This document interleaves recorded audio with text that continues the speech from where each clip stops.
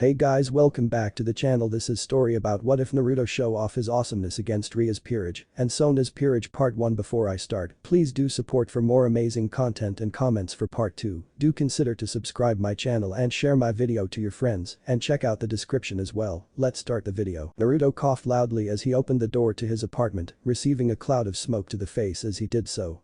"Hikari, open a window," he shouted as he waved the smoke away from his face, walking in ahead of Akeno, who had followed him home carrying a takeout tray for the snake girl. "Sorry, Nai-san," the young girl shouted before rushing away to the balcony door and pulling it open. "I was trying to surprise you." The sadness in her voice could be clearly heard. "I am trying too hard." Naruto cut her off. "You are trying too hard, calm down Amato." His voice was relaxed and reassuring while he stepped over to the oven, turning it off and removing the burnt attempt at what he assumed was supposed to be stir-fry. Laying the whole pan in the sink and spraying some water on it, he continued. "We brought you dinner, so just relax and come enjoy some sushi." "I'm sorry," Hikari said, her shoulders slumped forwards as she made her way across the floor to the table. The last month under Naruto's care had done a great deal of good for the previously sickly thin girl. She was now wearing a shirt and skirt combination that was bought for her by Rias and picked out by Kaneko. The shirt was a midnight blue chest hugger. It also doubled as a training bra, with a second layer which looked like a loose open blouse in a matching shade. Her skirt was aquamarine and would have only reached her mid-thigh if she had legs, however with her tail, it was perfect for covering her without getting in the way. She had gained back some weight that she had lost, giving her face and arms a rounder look that was healthy for a girl her age. Akeno had cleaned up and cut her hair into a pixie cut, getting rid of the split ends that made her hair look frizzy, so it now fell into a more smooth, natural style. There's no need for you to be sorry, Hikari-chan. Neither of us is upset with you," Akeno said with a pleasant smile on her face as she moved to give the young Lamia a hug, one that was quickly returned by the affectionate youth. "She's right, you know. I'd only be upset if you hurt yourself doing something like this," Naruto said while he set out her dinner on a plate while getting ready to clean up her mess. "Also start packing, the girls found us a house today, so we're moving out tomorrow afternoon." Hikari's head snapped up at that, a look of hope and nervousness in her eyes. "Really? Yes really Hikari-chan, we even made sure that it had a big private yard so you can go outside," Akeno said with a grin that made the snake girl smile happily. "Big tub too so you can take a proper bath, though I'm going to get it expanded later on so you'll be able to stretch out, but for now you'll at least fit in it completely, unlike our shower now," Naruto explained distractedly as he scrapped the burnt food into the garbage, making note of what was lost in her attempt at cooking. He was forced to stop however when he was grabbed from behind by his overexcited little sister. Thank you Nai-san." Naruto sighed and patted her hands that were hugging his stomach, a small grin on his face. "Go eat your dinner, then get packing. Akeno's taking you over there tomorrow so you can pick your room out. Master bedroom's mine though." "Hi," the girl called out excitedly before rushing to the table and grabbing a few pieces of sushi, then rushing back to the bedroom to collect her clothes. "Well, she is certainly happy," Akeno said with a giggle. "And blame her, she'll finally get a room of her own, get to go outside again, and get a proper bath again." Naruto sighed as he leaned against the countertop. This place was never meant to house two people, never mind a snake person whose tail is close to 12 feet long. Plus I wasn't exactly set financially to feed two people, so it's been hard to keep up with the bills. Akeno tilted her head while she looked at the boy, not noticing the girl poking her head out the bedroom door to listen. "Do you regret taking her in?" she asked, trying to understand what the blonde was trying to say. "Not so much taking her in, rather not being able to find her family." Naruto set his head down while he tried to find the words to express himself. "She deserves so much more than I can give her. That girl is so affectionate and caring. She wastes it on someone like me that can't feel anything anymore. I want her to be happy and surrounded with the same love she gives off, something I can't do. I want to love her like the brother she sees me as, but how can I if I don't know what love is?" Naruto's voice was showing the frustration with himself as he tried to explain what was wrong and how much he realized was wrong with him. Akeno lightly laid one of her hands on his chest, her normal flirty attitude missing from her face as she spoke. "Is it wrong to let yourself be loved like that, Naruto? We all know how you are and you admit you want to change it but don't know how, so let us show you. Let Yuto be your brother, let Hikari be your sister, let us love you until you know what it is so you can learn to love us back." Before either could say anything more, a purple bullet shot out from the living room and tackled into them both. "Please let us. Please. The girl cried out, tears in her eyes soaking into the boy's shirt. Okay, you win," Naruto said while he hugged Hikari back. "I still think you deserve better though." "Nai-san no baka." The girl said, "I don't want better, I want my Naruto Nai-san." Ufufif, I do believe you have just been told, ghosty-kun. Akeno said while she was awkwardly stuck in the hug with the two. Quiet Ni-chan, you're ruining the moment. Hikari muttered to the black-haired girl. I wasn't the only one, it seems, Sparky. Naruto said with a chuckle, rubbing one hand up and down Hikari's back to calm her down, while the other was around Akeno to keep her from losing her balance. The next day, Naruto and Hikari had finished packing up all their belongings, both of whom really didn't have much, Naruto by choice, Hikari by lack of availability, and were teleported to their new house by Rias and Akeno. Rias had teleported into his room in the middle of the night, simply stripped and curled into him and Akeno, whom just got into bed after him and fell asleep, ignoring any questions he asked. So he'd ended up waking up just as he had the first morning of his new life, sandwiched between the two beautiful women. Now that Naruto had started getting used to waking up with Rias finding her way into his bed, often give random excuses if asked, he'd taken to having a body pillow stored in the corner of the room for use of his now mastered Kawarimi no Jutsu. This allowed him to escape the grip of the girls and get to the kitchen and make breakfast before Hikari tried again. At seeing the house, Rias was flabbergasted at the size and that Naruto had bought it flat out, though not so surprised that it pretty much drained his account, meaning he'd be doing overtime with his devil jobs in an effort to cover his food expenses for the next month until either Azazel noticed his lack of money or his next royalty check came in. The fact that the Redeed was talking to her black-haired friend about making him buy a bed really made him worry about his future sleeping habits. He'd even told them they could have their own rooms, only to get a patronizing smile and his cheek pinched. Currently the elder girls had left to head to the clubroom, both to cover their duties and to inform Yuto of Naruto's new address, as well as the open invitation to visit and stay if needed. This left the blonde to finish unpacking what he could into the rooms. His lack of furniture was going to be overly apparent until he could collect some money, but with how well the first Itchy Itchy book did, he doubted he'd be lacking for too long. Sighing as he moved the last box of kitchenware into the kitchen, Naruto took a moment to walk out into the front yard, something that was going to be a bit of work to get back up to working standards. While the Zen garden was easy to maintain, the koi pond was going to be completely cleaned and new fish put into it, the yard walls were also going to need to be cleaned and the grass cut. Naruto pulled his shirt off, using it to wipe the sweat from his brow. While the move wasn't hard for him, he had been running around a lot in the sun and moving larger items for his sister. Finding a nice place to sit and take a break, the boy closed his eyes to enjoy the gentle breeze. But this is supposed to be the church. A voice quietly sounded out from the front doorway of the yard.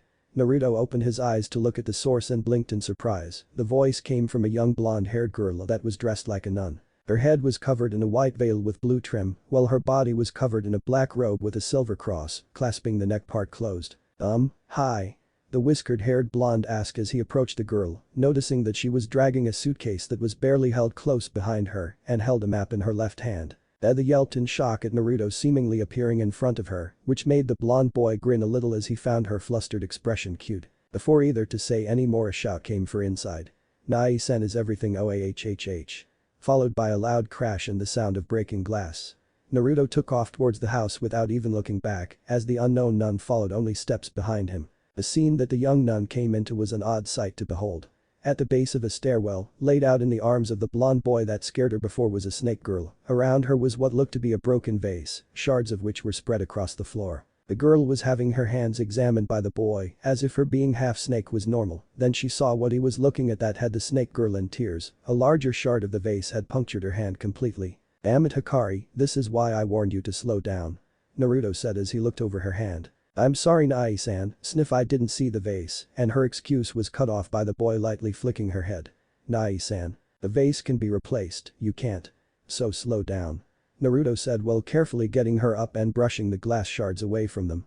"Come on, we need to get this cleaned up," and Naruto was cut off from talking when the nun from outside approached them. "Oh no, I can help," she said shyly, causing both to look at her. While she seemed nervous, she didn't come off as fearful. "Excuse me?" Naruto asked. Instead of answering right away, the girl closed her eyes and 2 rings appeared on her hands. Seconds later, a green glow covered both her hands and Hikari's.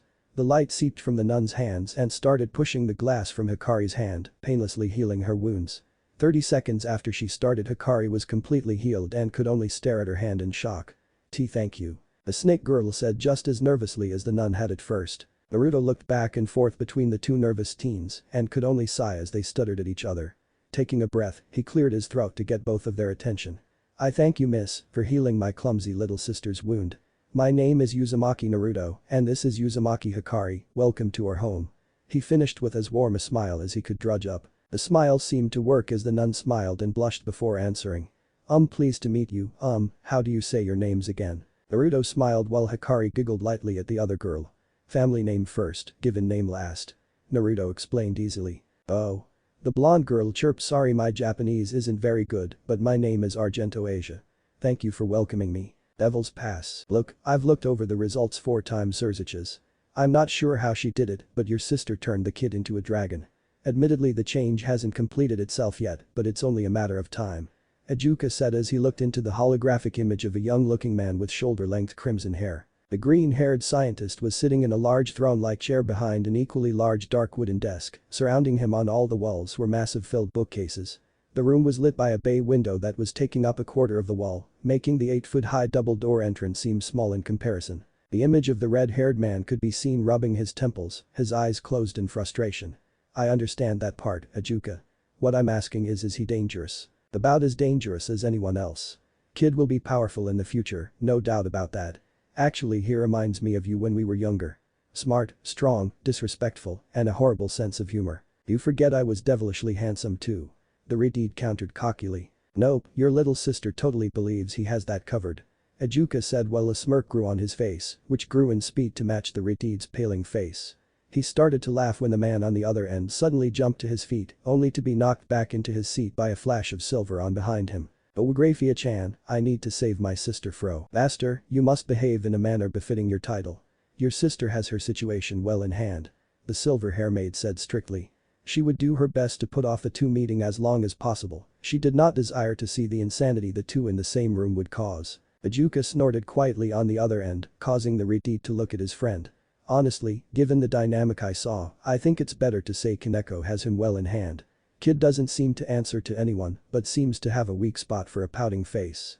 If Rias can figure that out, he'd be putty in her hands as long as she doesn't overdo it. That reminds me, is the servitude aspect still working for his pieces? Surzich's asked, once again focused on the matter at hand, only to watch the green-haired man slump into his chair. I'll take that as for a no. Yeah, it's a no. Ajuka said leaning back in his chair while looking up at the ceiling above him. His pieces are too unstable to do anything but keep him alive and looking human at this point. What do you mean? Whatever power is inside that boy is so strong that the evil pieces aren't able to completely hold it back. If it were to completely release into his system before he's able to handle it, his body would likely explode, taking everything nearby with him. So what do you suggest we do? Nothing. Ajuka said as he turned back down to look at the redhead. He's not a threat and under your sister's care. As long as he keeps working on controlling his abilities he should be fine. Besides, weren't you the one that was interested in him in the first place? Surzich's groaned before muttering goodbye to the laughing man on the other end of the line. Getting his laugher back under control, the green-haired demon lord looked back at the results from his test 2 weeks beforehand. The boy had so much different types of power growing in him, he would easily grow to overpower them in the future. The problem was the growth was so fast he'd need to work constantly just to learn any form of control over it. The pawn pieces were acting like a dam to control the influx of power so that the rook could empower him to be reincarnated. I wonder what Tiamat will say when she finds out about him. Ajuka wondered aloud before shifting through more files. Oh. The blonde girl chirped, sorry my Japanese isn't very good, but my name is Argento Asia. Thank you for welcoming me. So how can we help you Argento-san? Naruto started to ask but stopped when he heard Hikari's stomach growl. He didn't even get to look at her before Asia's stomach growled back in reply. On second thought, we'll discuss that over dinner. Oh no, I couldn't intrude like that. Asia said while waving her hands. I insist. Naruto said while he kneeled down and started brushing away a small path for Hikari to move through. It's impolite to not offer a meal to a welcome guest, and you are obviously hungry. So please, Hikari can take you to the dining room before she comes back to sweep this up. Yay, another new friend. Hikari said excitedly while she grabbed Asia's hand. You love Nai-sen's cooking, he's really good. Asia didn't have a chance to reply while she was dragged away by the younger girl. Naruto smiled slightly at the happiness the girl exuded while he made his way towards the kitchen. He was happy that the nun had reacted so calmly to Hikari. Rias had made it a point to try and drill in that the church and the fallen angels wouldn't hesitate to attack them on sight. To see her heal the snake girl without a second thought was refreshing to all the paranoia his Redeed friend was showing. Making his way into the kitchen, Naruto quickly went about making up chicken stir-fry, being sure to start making enough to feed 8 people. He knew that since they had found out where he lived, everyone from Rias Peerage seemed to come over for the evenings. Kaneko made a habit of using his gaming console and teaching him how to play, mostly by getting him to play, then beating him at every single game he owned, then some she owned as well, or getting Hikari to play with her. Akeno always came with some sort of snack she cooked, while Rias seemed to find his bed more comfortable than her own. Yudo seemed the most normal of visitors and had said his reasons flat out. "You're the only male friend I have. Why wouldn't I come hang out?" At first he found it slightly annoying, as he didn't get to spend any time alone, something he missed quite a lot. However, once he saw them getting along with Hikari and how happy it made the young girl, he simply accepted it. Speak of the devil and she shows up. Naruto thought as he saw a red glow form on the floor behind him. "Naruto-kun, I found another book on transformation magics for Hikari-chan." Ria's voice called out happily as she appeared from the teleportation circle. Looking back, he found himself not at all surprised when the whole club appeared from the circle, nor was he surprised that Yudo was holding a 4-pack of sake for them to share after dinner. "Now I'm really starting to think Kitten can smell my cooking and lets you all know when I'm done." "Yufifif, we have no idea what you're talking about." Akeno said giggling, "But I did bring cake. Smells good." "Thanks, your plates are on the counter." Naruto said while he turned back to his cooking. "I have another guest today, so no talking devil business." Rias opened her eyes, not having expected someone else to be here. "Did you want us to?" "It's fine, just keep business simple, she is fine with Hikari, so she's safe. Just don't get too in-depth." Hearing that the new guest was okay with the snake girl made everyone smile, they all thought she needed more friends. Rias was even looking through as many spell books as she could get a hold of to try and find a spell to temporarily give the girl legs so she could go to school with them. "Nai-san, look. Doesn't Asia-chan look cute? Ni-chan's. Look, I made a new friend. Her name's Asia. She's from Italy." Hikari said excitedly as she dragged the blonde girl in behind her, whom seemed to have been subjected to a makeover by the hyperactive 13-year-old Lamia. The blonde nun now looked nothing like as she did when she came in, as she now had surprisingly well done makeup lightly added. Her robes had been replaced with a full-length gold skirt with light red lining, a white blouse that was see-through enough to notice she had a red bra on. Hello." The young nun said shyly. Naruto sighed slightly. "Yes, she looks very cute, Hikari, however I know you don't own any clothes that would fit her. So care to explain?" Hikari started to laugh nervously while she scratched the back of her head. Ara, isn't that my blouse?" Akeno asked, looking the shirt over. "I'm pretty sure that is my skirt." Rias added, her head tilted slightly as she looked at how it looked on the younger teen. "My bra?" Kaneko finished answering where the clothes came from. Naruto just groaned before turning away to start serving out the food. He had no interest in asking Kaneko why she had a bra that was at least 2 or 3 cup sizes too big for her, or why it was stored here when she still had her own apartment. Not that any of them seems intent on keep separate apartments anyways. Kleptomania and forced makeovers aside, did you clean up the stairs, Amato? "Hi, Nai-san." Hikari said with a pout at being called a kleptomaniac, while everyone else snickered. "Then everyone go wash up, dinner is ready." The boy said while he started moving everything to the dining room. Yudo and Akeno moved to help carry the dishes and food. Rias smiled slightly while she helped round up the bubbly girl and shy blonde to lead them to wash their hands, Kaneko following a step behind, a slight blush, realizing she admitted to owning that bra in front of the older blonde. Once everyone had returned to the table, they seated themselves.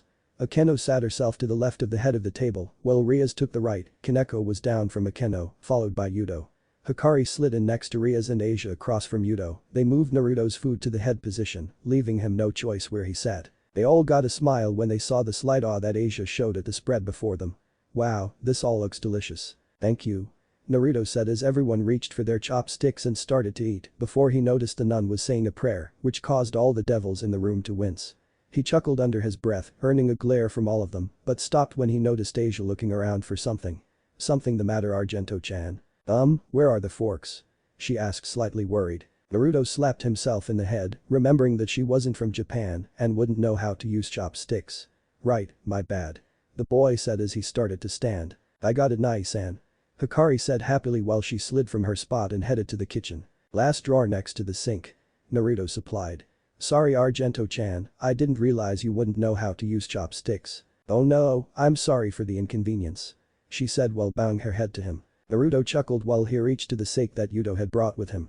"It's no issue, my uncle refuses to learn how to use chopsticks, so I have forks and such on hand all the time." By this time, Hikari had returned with the utensils and slid back into her spot next to Rias. As soon as she started to eat, everyone smiled and returned to their meals. "So what brought you here, Argento-chan?" "Oh yes." Asia said while she looked up from her meal, having been distracted by how good it was. I'm sorry for having intruded on you, Uzumaki-sama. I was lost and confused by the map I have. For starters, no, Uzumaki-sama. I'm Naruto, nothing more, nothing less. Or Ghosty-kun. Akeno piped in with a mischievous grin, cutting the boy off from saying more. Or slippery blonde bastard. Yudo throw in with a grin as well. Shut up, you two, you're not helping. Naruto said with a slight glare. The two simples stuck their tongues out at him. Ignoring them, what are you looking for? Well, I was sent to the church here, but as I said, my Japanese isn't very good. So I kept getting lost, and when I was asking for help I couldn't understand them. Asia said, looking sad at her inability. It was a blessing by God that I found you. The little nun said as she closed her eyes and raised her hands in prayer, once again missing the wince from most of the group. Well, I doubt that there was any divine guidance. I'm happy to help you, but there isn't any active churches in town.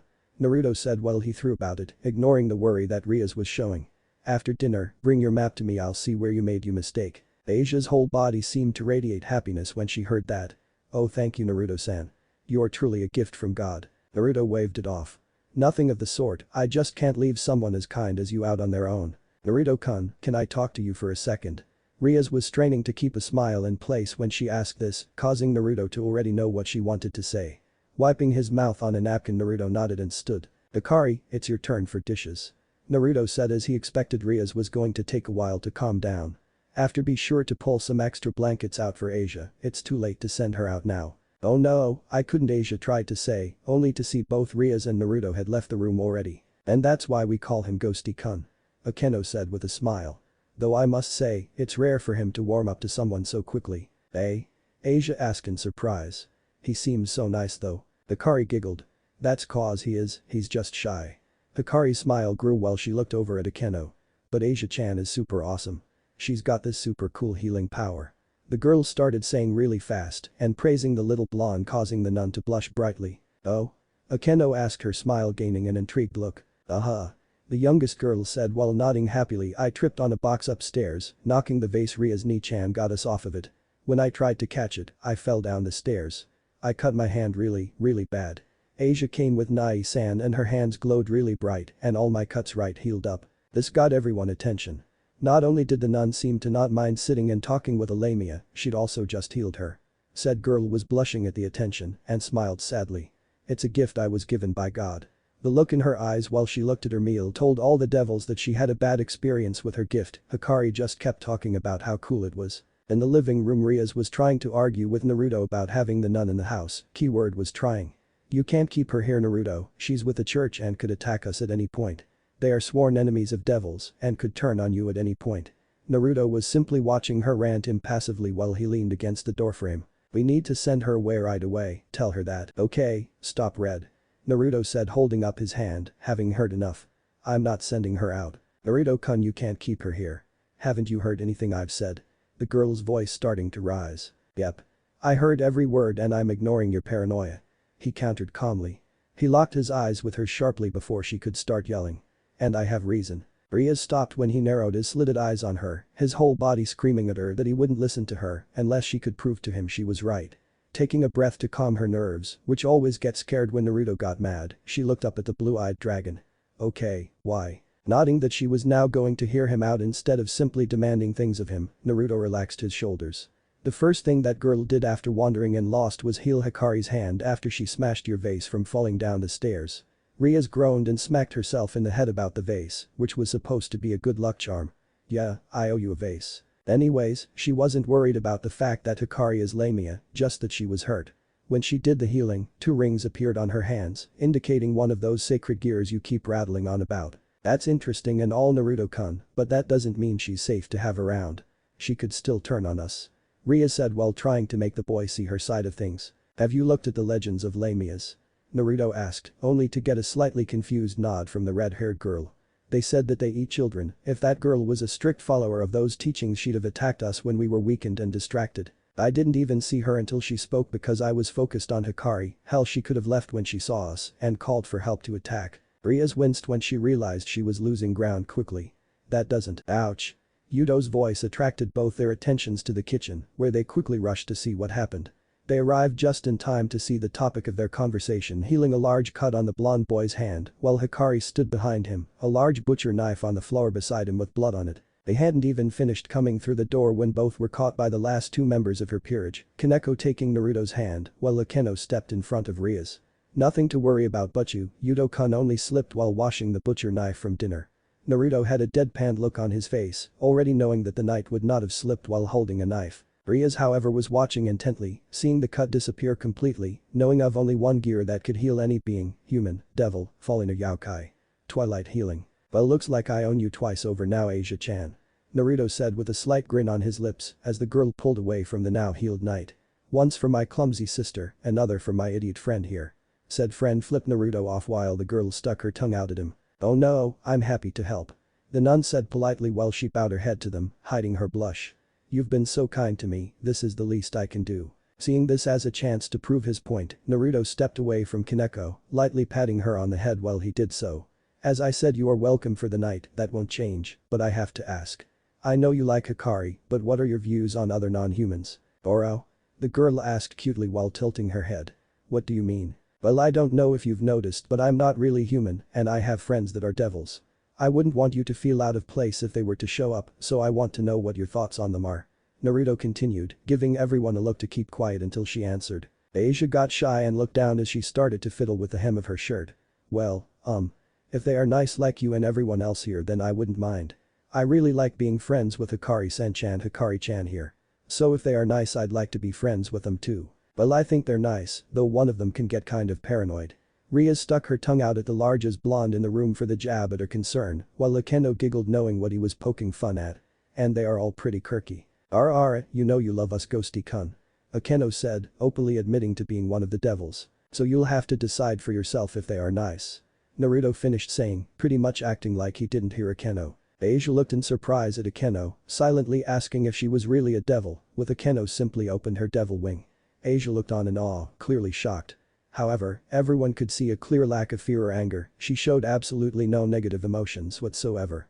The little nun slowly approached the wing and then gently reached out and touched it carefully. It's so smooth. Thank you Asia-chan, I do try to take care of it. Akeno chirped happily. Asia realized what she was doing and quickly tried to step back and apologize, only to trip and fall onto her butt. Owie, oh. I'm sorry Akeno-san. It's quite alright Asia-chan. She said while laughing into her hand, holding out the other to help the nun up. Now we know that Hikari-chan isn't the only clumsy one around. Remind me to start nailing all the tables down. Naruto muttered to Kaneko, who nodded back, having seen how often the snake girl tripped on something. How she did so when she didn't really have feet to trip on amazed the white-haired girl, but she did so. Oh no, are you a devil too Naruto-san? Asia asked as she stood back to her feet. Not really. The boy said as he let out his draconic wings.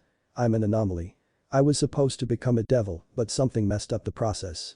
I'm a dragonkin as best we can tell. Wow, the girl said in awe. That is so cool. The nun was almost vibrating in excitement. Naruto snorted at her giddiness. Is being friends with a dragon that much different than being friends with a lamia or a devil? Asia's eyes went wide when she was asked that, confusing everyone there. Are we really friends? Naruto blinked in surprise. Yeah. You helped my other friends and family, so I sorta figured you're a friend now. Why? Don't you? His question was cut off by the blonde girl, repeating what Hikari did the night before and crashed into his stomach, hugging him, while crying and repeating thank you over and over again. Naruto just patted the girl on the back before sending a look over at Rias, who simply threw her arms in the air after being proven wrong again by the boy. The small smile on her lips showed she wasn't really upset by the fact, though. Akeno had proven that having faith in Naruto's was correct. The others had released their wings as well, showing the nun she was the only human in the room. This made her feel a little out of place, as well as having quickly apologized for having prayed around them, as it had caused them pain. Naruto had tried to get the girl to bring the map to him, only for Hikari to quickly drag the blonde girl away to play games with. Leaving the boy to do the dishes as he was sure the young snake girl was going to forget about them. The next morning, Naruto awoke to what he was starting to think was going to be a disturbing norm of him being trapped between both Akeno and Rias.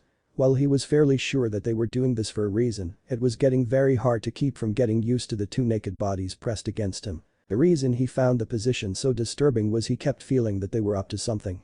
What that was, he didn't know, nor could he guess why. Let us love you so you can learn to love us back. Akeno's words came back to him as he lay there thinking.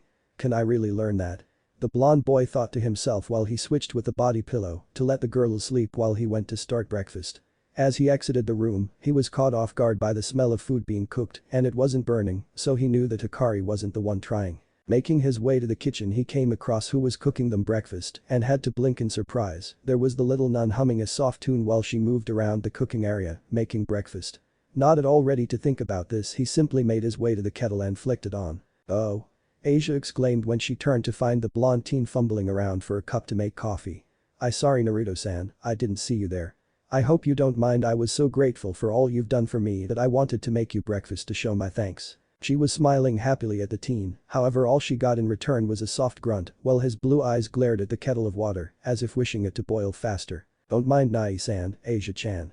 Until he's had caffeine and a shower, you're talking to a zombie," Hikari said while she moved over to the counter. "Nai-san, Furo is ready." Grunt, Akeno Ni-chan's naked, waiting for you there. Grunt from Naruto and a blush from Asia.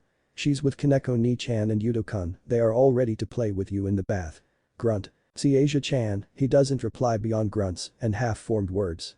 "So don't take offense, I've seen Ni-chan outright offer herself to test how bad he is in the morning." He grunted at her and fell back asleep on the table. She was outright giggling at the memory of how dead to the world her brother was in the morning. Asia giggled a bit at the image of the blonde boy sleeping on the table, a line of drool hanging from his mouth.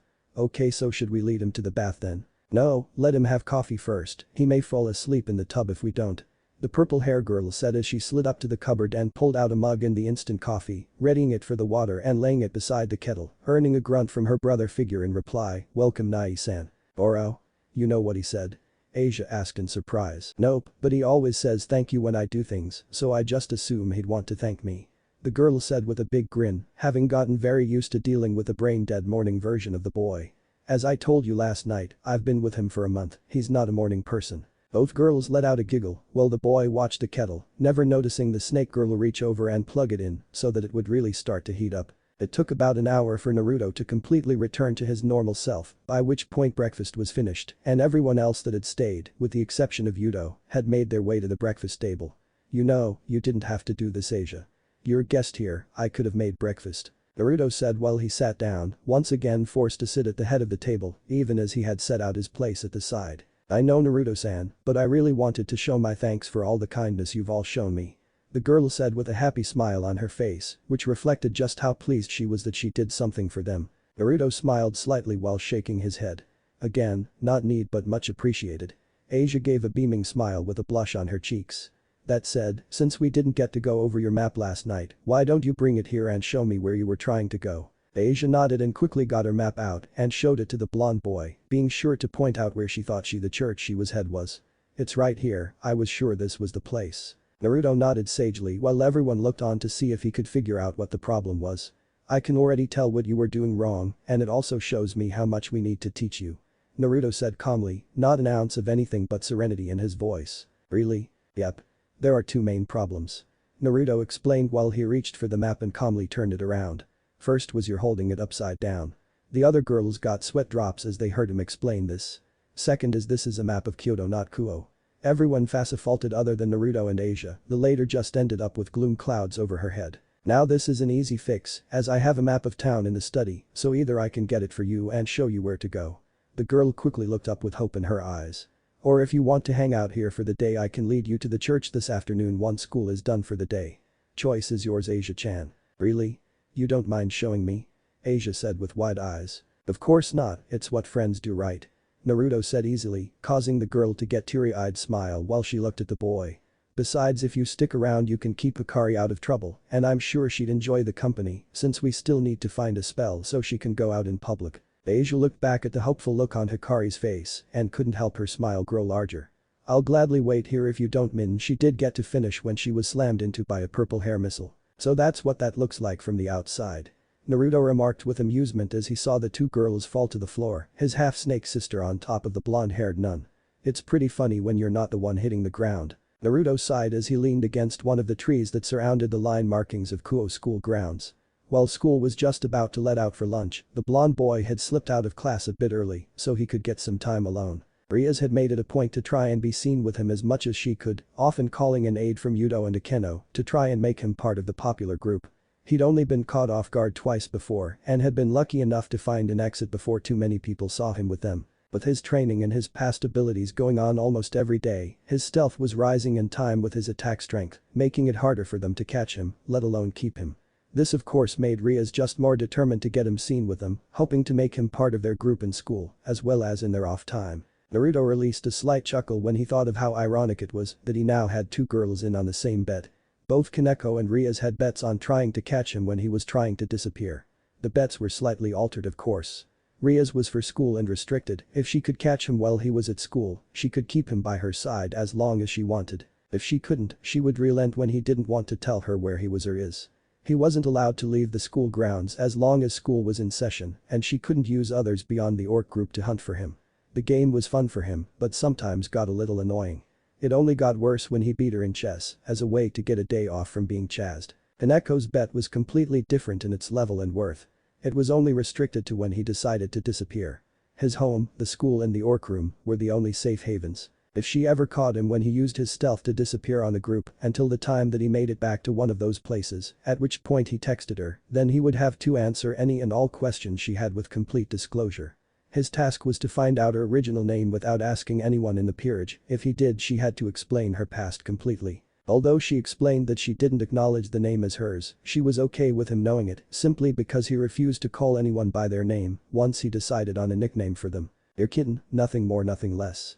Until I am dead and buried you'll always be kitten," were his exact words when she asked him not to use her original name when he found it out, which she didn't doubt he would. Naruto was knocked from his musing when he heard the sound of perverted giggles coming from nearby.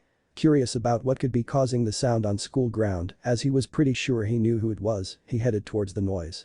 The more he walked, the narrower his eyes got. He was coming disturbingly close to the back of the girls' change room. "This is heaven, Motohama. I'm so glad you found this hole," Naruto heard as he made his way towards them, fully intent on calling them out on their perversion. One, he was in range to prevent them from running. "Shhh you guys, they'll hear us. Oh my god, it's the school mascot, Tauju Kaneko, and she's getting undressed." He heard from who he knew to be Hyoto Issei. Naruto's narrowed eyebrow started to twitch violently. He warned the three to stay away from her and his other friends. Moving silently up behind them, he grabbed the heads of the bold and glasses-wearing perverts and knocked them together, effectively knocking the two boys out. "Oh man, I'm finally going to see if the carpet is as wide as her drapes," Issei said with lust dripping from his voice, only to have a hand laid heavily on his shoulder, pulling him away from the hole. "Hey, what gives man?" When the brown-haired pervert turned to look at the source that was stopping his peeping, he looked up only to meet a large speeding fist to the face. When Kaneko and her gym class exited the change room to go to lunch, they were treated to a sight that left many both laughing and blushing. Hanging before them next to the flagpole were the infamous perverted trio. The three were attached to a metal bar by the loops of their pants and were unconscious from the looks of them. Strung between them was a large, easy-to-read sign that stated why they were hung up as they were. "We were caught peeping on Kaneko and got what we deserved." The reason many blushed is they were as naked as Kaneko was in the change room.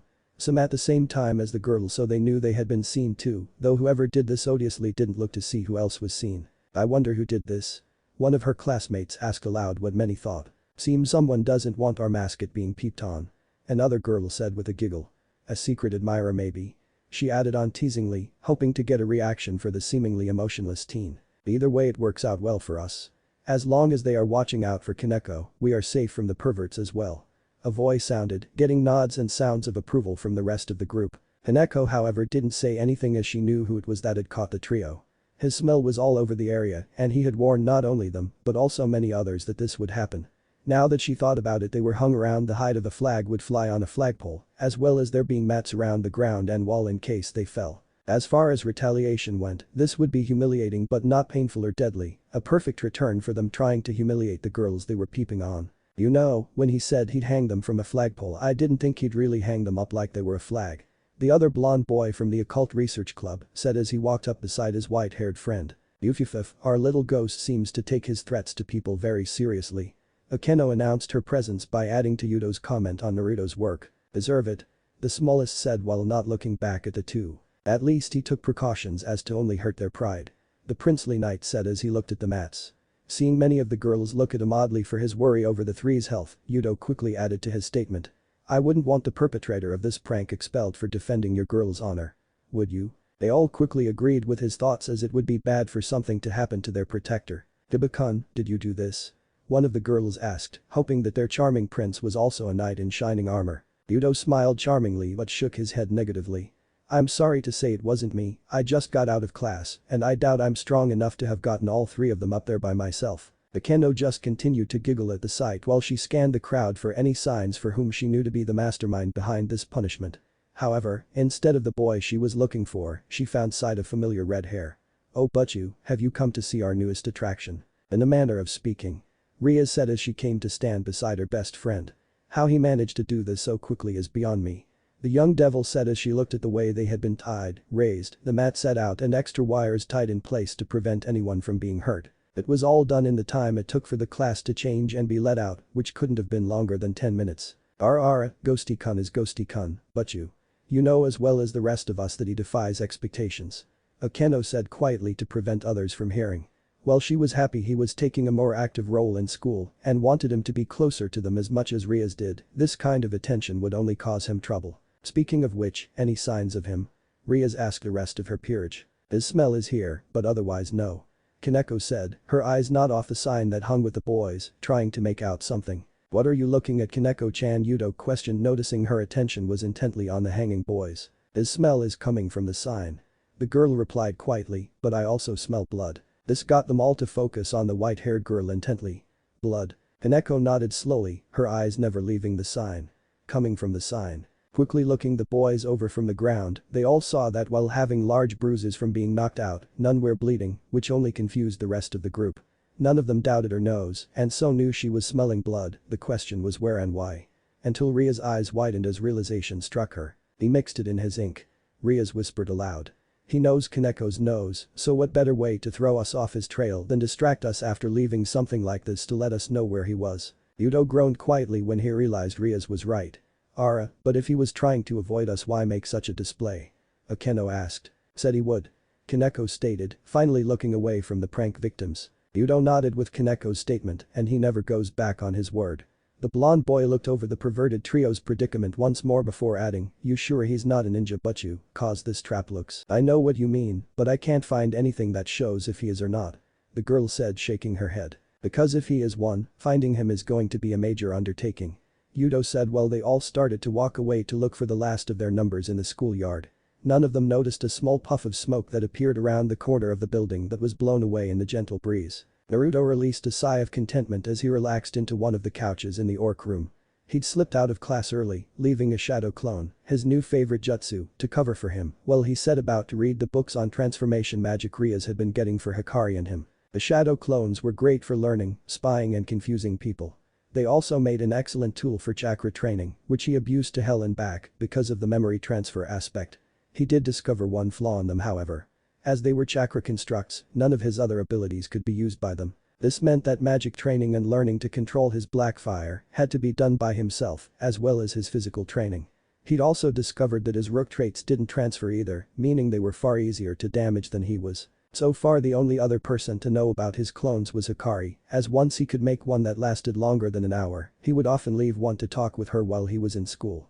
They wouldn't do much other than talk while his clones studied alchemy or worked on seals, but he felt it was better than leaving her alone all day. His study of magic had taken a major turn from his original goals. He still studied dimensional magic, as he still had the goal to one day travel and visit Kurama as he promised. However, he was also studying transformation magic so that he'd be able to give Hikari a set of legs so she could come to school. He'd even started tutoring her in subjects he could and getting the others to help her with things he wasn't as good at, though as soon as he could both afford it and find them, he was planning to hire private tutors to catch her up with the rest of her age group, if not Kaneko's grade, so she could know someone in class. Magic use was much harder for him than the others. As he was not a devil, his magic was harder grasp and much thicker, reminded him of how his chakra felt. He also had to separate it from the black fire, which had a habit of feeding on everything, before he could use it for any spells. He'd already caused the teleportation circle in the club room to blow up 3 times because of how strong his magic is. Rias was both annoyed and impressed by this. Though she and everyone else was truly frightened the first time his flames escaped into the circle, they fed off the magic in it, as well as started trying to remake the circle into a summoning circle for something. Rias and he completely destroyed the circle before the flames completed it, not wanting to find out what it was going to summon. The fire was both easy and hard to use. He could easily summon the flames to any part of his body that he desired. It instantly would start to strengthen his body in the area it was summoned, allowing him to move faster, hit harder and take more damage. This did cause him a lot of strain, as apparently the evil pawns in him were holding back a lot of the flame's power. The fire also fed on anything it came in contact with, energy, matter, even Ria's power of destruction was consumed by his flames. The worst part of them was for others, they could be fed by emotions as well, meaning as the flames grow in power everyone else would start feeling less, and as if they were being hollowed out. He'd realized why they were called void flames, as all they left in their wake was a void. As he was the source he had control of them, but the more flames there were, the harder they were to control. His thoughts came to a halt as the door to the club room opened, revealing the youngest member. "Afternoon, kitten." He wasn't answered so much with words as rather the little white-haired girl simply walked over to him and climbed into his lap before doing something he wasn't expecting. Kaneko leaned completely into his chest, using him as a backrest rather than just a seat. They stayed like this for a couple of minutes before the girl finally voiced out some words. "Thank you." "For what?" "The perverts. Warned them not to try anything." "I know." The girl nuzzled into him a bit more as they sat in silence waiting for the others to arrive. "How?" "Which, finding them or hanging them?" Naruto asked in return while his eyes returned to his book. "Hanging." Naruto allowed a small smirk to form on his face. "I'm ninja like that." Kaneko's eyes shot open as she looked up at him before she saw his smirk. Turning her thoughts inwards to his emotions, she could only feel amusement, which left her questioning if he was hinting at something or just joking around. Narrowing her eyes slightly, a small frown on her face, she started to poke him, letting him know that, while not mad, she didn't enjoy being made fun of. "Baka." Naruto's smirk didn't fade at all as he continued to read, allowing his other hand to fall onto the girl's head and start petting her hair as he knew she loved. This act stopped her poking as she started to drift off into a daze. A small perk could just be heard throughout the otherwise silent room. As they both sat there waiting for the rest of the group to arrive, well, Naruto did have to get home early so he could take his house guest to the church. He also had to make a good showing for being part of their club. On the bright side, this kept some of the more invested teachers off his back about his lack of social interaction. "I swear some teachers just look for reasons to interfere with students' lives," he thought sarcastically. "You know, one of these days I'm going to figure out how you two always beat me here." The voice of the only other male of his group said as he walked through the doorway. His confused determination was clear in his voice. His confusion stemmed from the fact that he was sure he'd left class before Naruto this time, yet the other blonde still beat him here. "I'm sure you will, bunny boy, but for now I'm going to enjoy your confusion," Naruto said with a light grin. He hadn't stopped petting Kaneko's head, so the girl was beyond being able to speak to either boy at this point, simply enjoying the pampering. "Bunny boy?" Yudo asked, completely confused at the new nickname. "Yep, read some fairy tales. Once you get to what it means, you'll get what you're missing," Naruto said, fiddling with his book to turn the page. Yudo, seeing his trouble, stepped up and turned the page for the other blonde so he wouldn't have to stop petting the white-haired girl. "Focus on North American children's stories," Naruto added after the knight turned the page for him, giving him a hint as thanks for his help. "Would it not be faster and easier to simply tell me?" Yudo asked as he sat in the couch across from the two. "It would, however it would also defeat the purpose. How could you enjoy a book or a movie if you just skip to the end?"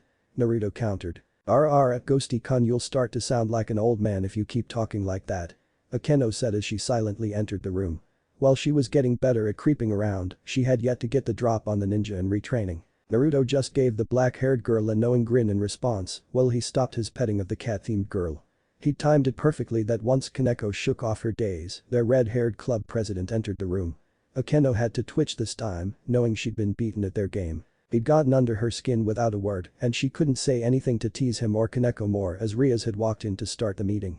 "This round to you, Blondie," she muttered before heading over to Rias. Rias could only snort lightly as she caught the four once again in their games, one she was now in on. This was something she was very happy about after the rough start. Even with Naruto forgiving her for how their relationship came about, she was finally getting closer to her new rook. While she wasn't in constant contact with him like Kaneko was, she didn't have the empathic gift the younger girl did. She was now getting a much more open responses and positive reactions to her contact with him. "You know, Naruto-kun, if you didn't show up every day, I'd start to think you didn't like us with how you avoid us at school," Rias said, a teasing tone in her voice. "I wouldn't avoid you so much if you didn't have the whole school watching your every move read," Naruto instantly countered. "We've covered this, I don't deal with people well." "Well, you're going to have to start Naru doing devil requests, the better you're known the more you'll be called." "Naru?" the boy asked, completely ignoring the rest of the statement. "I need to find something shorter to call you." "Fair enough." The boy nodded. "I imagine slippery blonde bastard gets annoying to say after a while." The two girls that had often referred to him by that title blushed that he knew what they called him. Yudo on the other hand shrugged. "You damn well are one." Whatever you say, bunny boy. Bunny boy. All the girls asked at once, Rias and Kaneko with confusion, Akeno with amusement. I'll explain after he figures it out. Naruto said with a smirk. Yuto just groaned again. He knew his fellow blonde well enough to know he'd only be called this new mocker outside of public, however he was going to be called it a lot unless he started to figure it out. The larger blonde always seemed to come up with weird and unusual ways to tell people things. The really odd thing about it was it always was the most effective way of telling them so they remembered. The reason he had to groan about this was, although he really didn't care about his nickname, as it was by far not the most insulting thing he was being called, now that Rias and Akeno knew they'd hound him to figure it out so that Naruto would explain it. A very clever way for the other boy to ensure he'd look for an answer. That aside for now, have you managed to get the teleportation spell down? Rias asked, clearing away the attention Yuto's newest nickname had gathered. I'm pretty sure I have. Well, more like I had to remake it so it'd work for me. Naruto said as he moved Kaneko off his lap to her feet, much to her displeasure, and stood up. The spell circle itself was the problem from what I've been able to work out. As he was talking, he started to his teleportation spell. The circle? Akeno asked, as she was more proficient in different forms of magic. My magic is too potent to be spread across a circle that large without overloading the casting matrix. So I had to make a more condensed version that, after casting, would take up a larger area to teleport people. As he finished explaining, a circle shot out from under his feet and spread to everyone in the room. The second everyone was inside, the room flashed black before light returned and they now stood in the backyard of his house. Yuto, who was the only one still sitting when it went off, landed on his rear against a cobblestone walkway. The glare he now had pointed at the other boy would have frozen lava in a heartbeat if only Naruto had been looking at him instead of continuing to talk with Rias. As you can see, the spell time itself is fast. However, cast time is very much lagging, but it's the best I have for now until I can further my studies into dimensional magic. Amazing, was that a dimensional teleportation spell? Rias asked. Yes, as I said your spell circle wouldn't have worked with my magic. Surprisingly my magic is very well suited for my chosen field of magic. Naruto explained, happy that he'd chosen well for his field of magic. What did you mean casting time was slow? It didn't seem that long. Akeno asked as they all started heading into the house proper. Well, I had to filter my magic away from my flames before any of you made it to the club room, then it took from the moment Rias asked about the spell till the flash for me to cast it. I can't move while casting otherwise I'd lose my lock on where I want to send us, and if my focus varies for even a moment I could end up lost in the dimensional gap with anyone coming with me. Naruto explained the problems with his beginner spell. I'm positive I can fix all of these problems with time, and if I wasn't splitting my focus so much, but for now this will work. Rias looked both impressed with his progress and worried for him with the many problems he explained for his spell, but Akeno was very impressed. That is very amazing for someone who a week ago couldn't even grasp his magic at all. Getting my magic away from my flames with no idea where to start is very different than reworking already existing spells to work a bit differently while keeping the same results. Naruto said, waving off the praise. Hobby Yamato. We're home. The boy shouted after sticking his head in the door. Nai-san, Naruto-san, two yells answered back from the living room, followed quickly by running feet. Naruto was expecting to be bowled over by the two, only to watch in amusement as both somehow tripped in the doorway and landed face first in the floor directly at the feet of the entering group. What have I told you about running in the house? Naruto asked, holding back his desire to laugh at how the two looked. Sorry.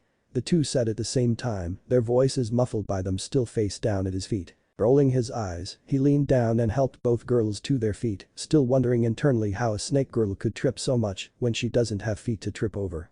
I wonder if I should call a vet to see if you have an inner ear disorder with how much to trip. You so mean, Nai-san.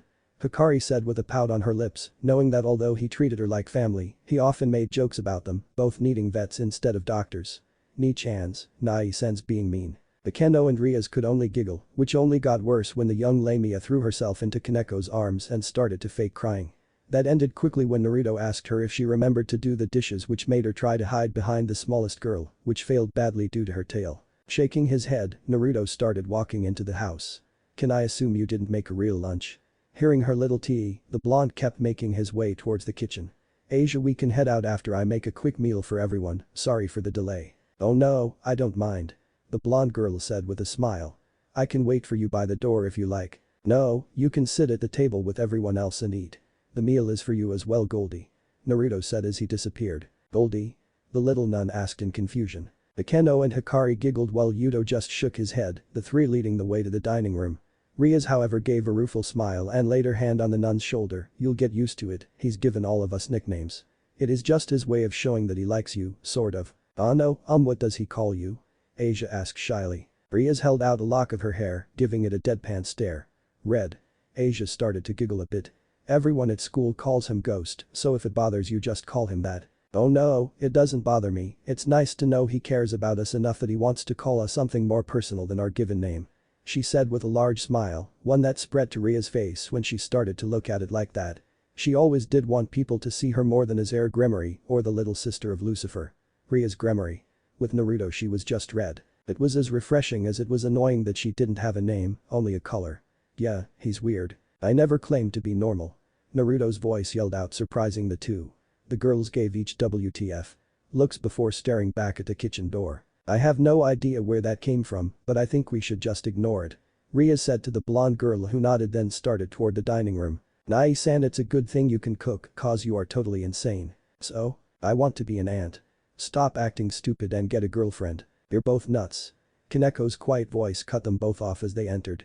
Akeno could be seen laughing so hard at the two she was holding her sides, and Yuto had a blush on his face.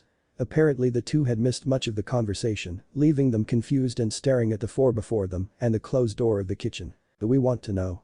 was all Rias could ask. Naruto rapped lightly on the door to an apartment he'd never seen before. This was on a devil request, something that was rather new to him still. He may have done a handful on his own, but he found them rather boring so far. Cooking meals, taking care of children, and cleaning apartments was not what he had expected to be doing when he thought about doing devil jobs. Hell, most of them didn't even require him to use magic or chakra to get the jobs done, though for cleaning jobs he often spammed his shadow clones the second the client was out of sight. He'd been able to get all his clients to sign off on their contract so far, a few even gave him a slight bonus for being able to get the work done in record-breaking time, or he'd done extra. When taking care of kids, he'd get sometimes cook and clean up for the client, or he'd add a bit of flair when he was cooking meals to keep the children entertained. If he was dealing with single businesswomen, he'd cook for them, clean up their apartment and get them talking about their problems. His mask personality was very good at putting people at ease. Oddly, it was starting to show signs of becoming like he remembered his ninja self to be like, if more socially aware. Nio. Naruto jerked from his thoughts when the door opened and a deep voice resonated from within the apartment.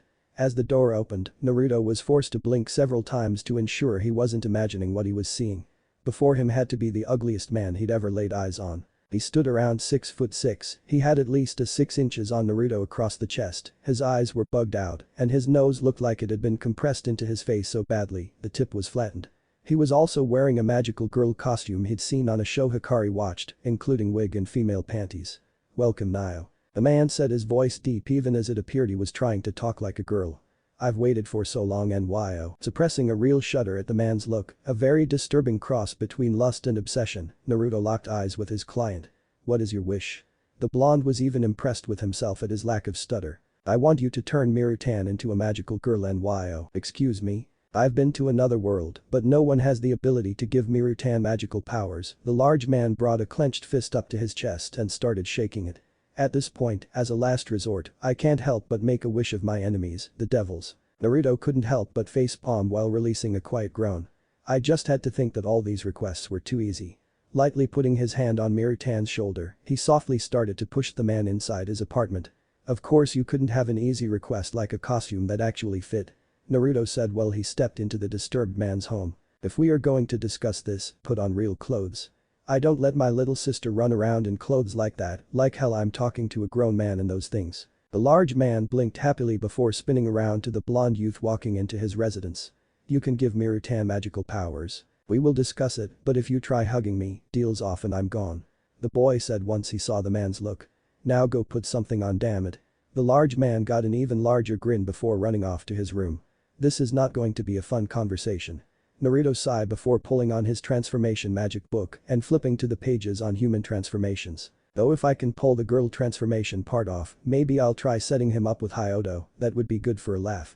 An evil grin made its way to his face at that thought. "I'm back, Devil-san." Nyo. Naruto bit back a groan when the man continued to talk in that disturbing tone, however at least he was wearing something more reasonable, long gray sweatpants and a tank top shirt. "That'll do. Now, regarding your wish," Naruto said in a completely business tone, no apprehension or nonsense. "To do as you ask instantly is impossible at the moment. You, why did you get Mirutan's hope up if you can't do it? The man cried while jumping to his feet, upset with the blonde. The slitted-eyed boy however didn't back down, his glare making the larger man freeze in his tracks. Sit down Miru-san. The large man fell back into his seat under the glare. I'm not a man who has time to waste. I'd much rather be at home taking care of my baby sister, so if I simply could not fulfill your wish I would have left. Sorry, NYO. Good. Now as I was saying, we will have to do this in stages, as well as you'll need to work up in magical power in order to use it once I've found the correct formula. Naruto explained while he pulled out a notebook and started writing out notes on what would need to be done, as well as a timetable for the changes. You are actually very lucky that you got me with the summons, Miru-san. I've spent most of my magical studies since my change looking into such magic to give my sister legs. The large man's eyes opened wide again at this declaration. Why would you do that?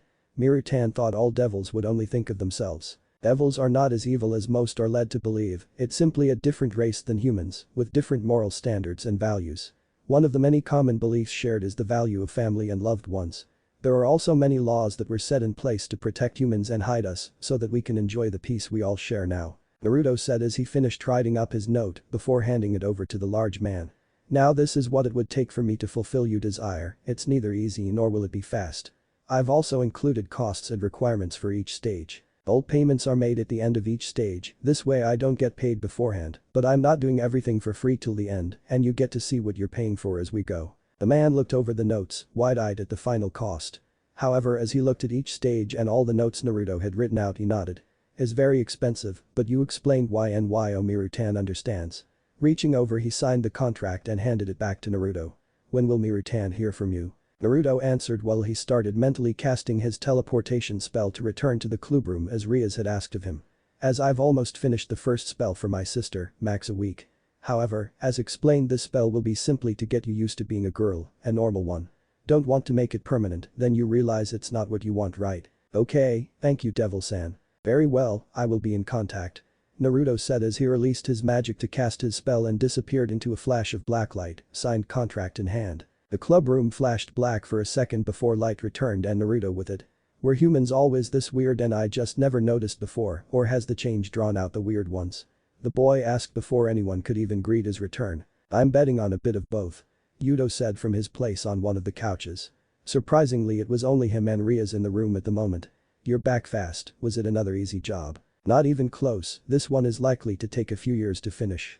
Naruto said as he walked over and handed the contract to a surprised Rias. Ears? The girl asked, her voice matching Yuto's question in perfect sync. Magical girl. You're going to change a guy into a magical girl. A guy?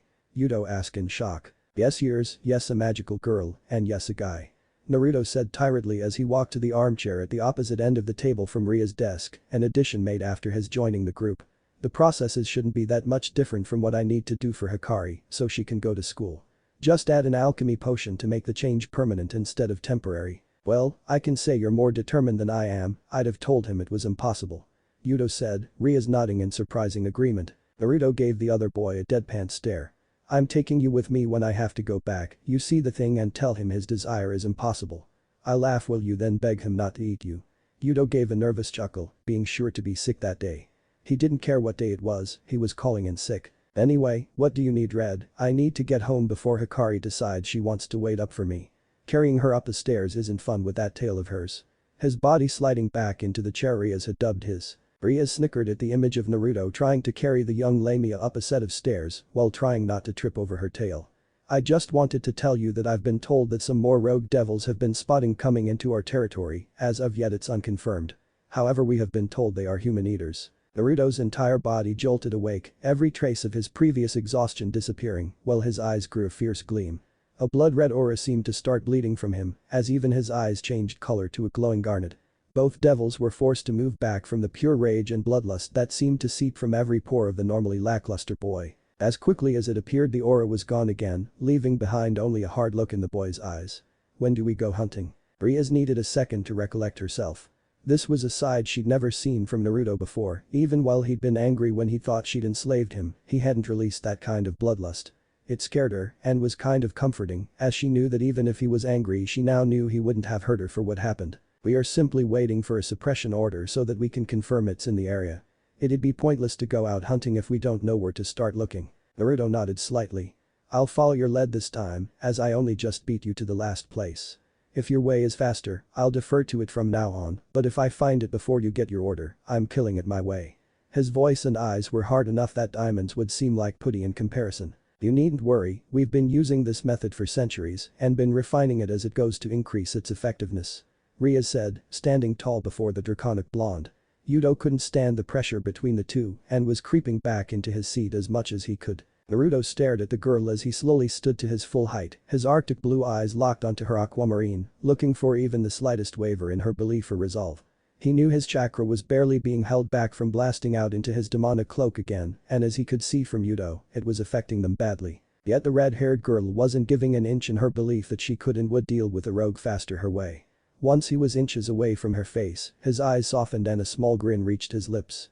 "Good, can't have my little red getting afraid of a big bad wolf." With that, the pressure from the room vanished, causing the other two to sigh in relief, while Naruto simply made his way to the door.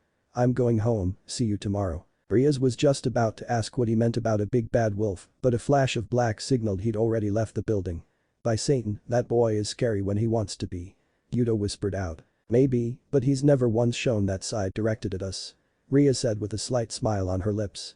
"Plus, even you have to admit it's good to see he has an emotional side now." Yudo looked at her oddly sure, having emotions is good, but his temper with that much power. That wasn't his magic butchu, and his flames are always black and make you feel hollow. What was that power? Chakra. Rias and Yudo both looked up to see Kaneko walking in through the doorway, her stance calm, but her eyes narrowed and face slightly down in deep thought. "Chakra?"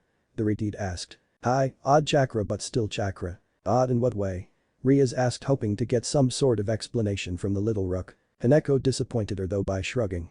"Feels thick. Promise to explain when I catch him." Ria's eyes widened. "That's your bet with him?" Kaneko nodded. "How does he win?" "Learn my old name." Rias blinked at that. "You don't mind him knowing that?" "I am Kitten, you're Red, he won't call me Shirin." "Only Kitten." Kaneko said. "Well, I guess we'll have to start helping you." "No." The white rook said, cutting off her king, earning a look of surprise from the other two. "My hunt, you help I lose." Yudo grimaced, though I'm surprised by the fast reply. "She's right but you. If we interfere, Naruto will know and the bet will stop."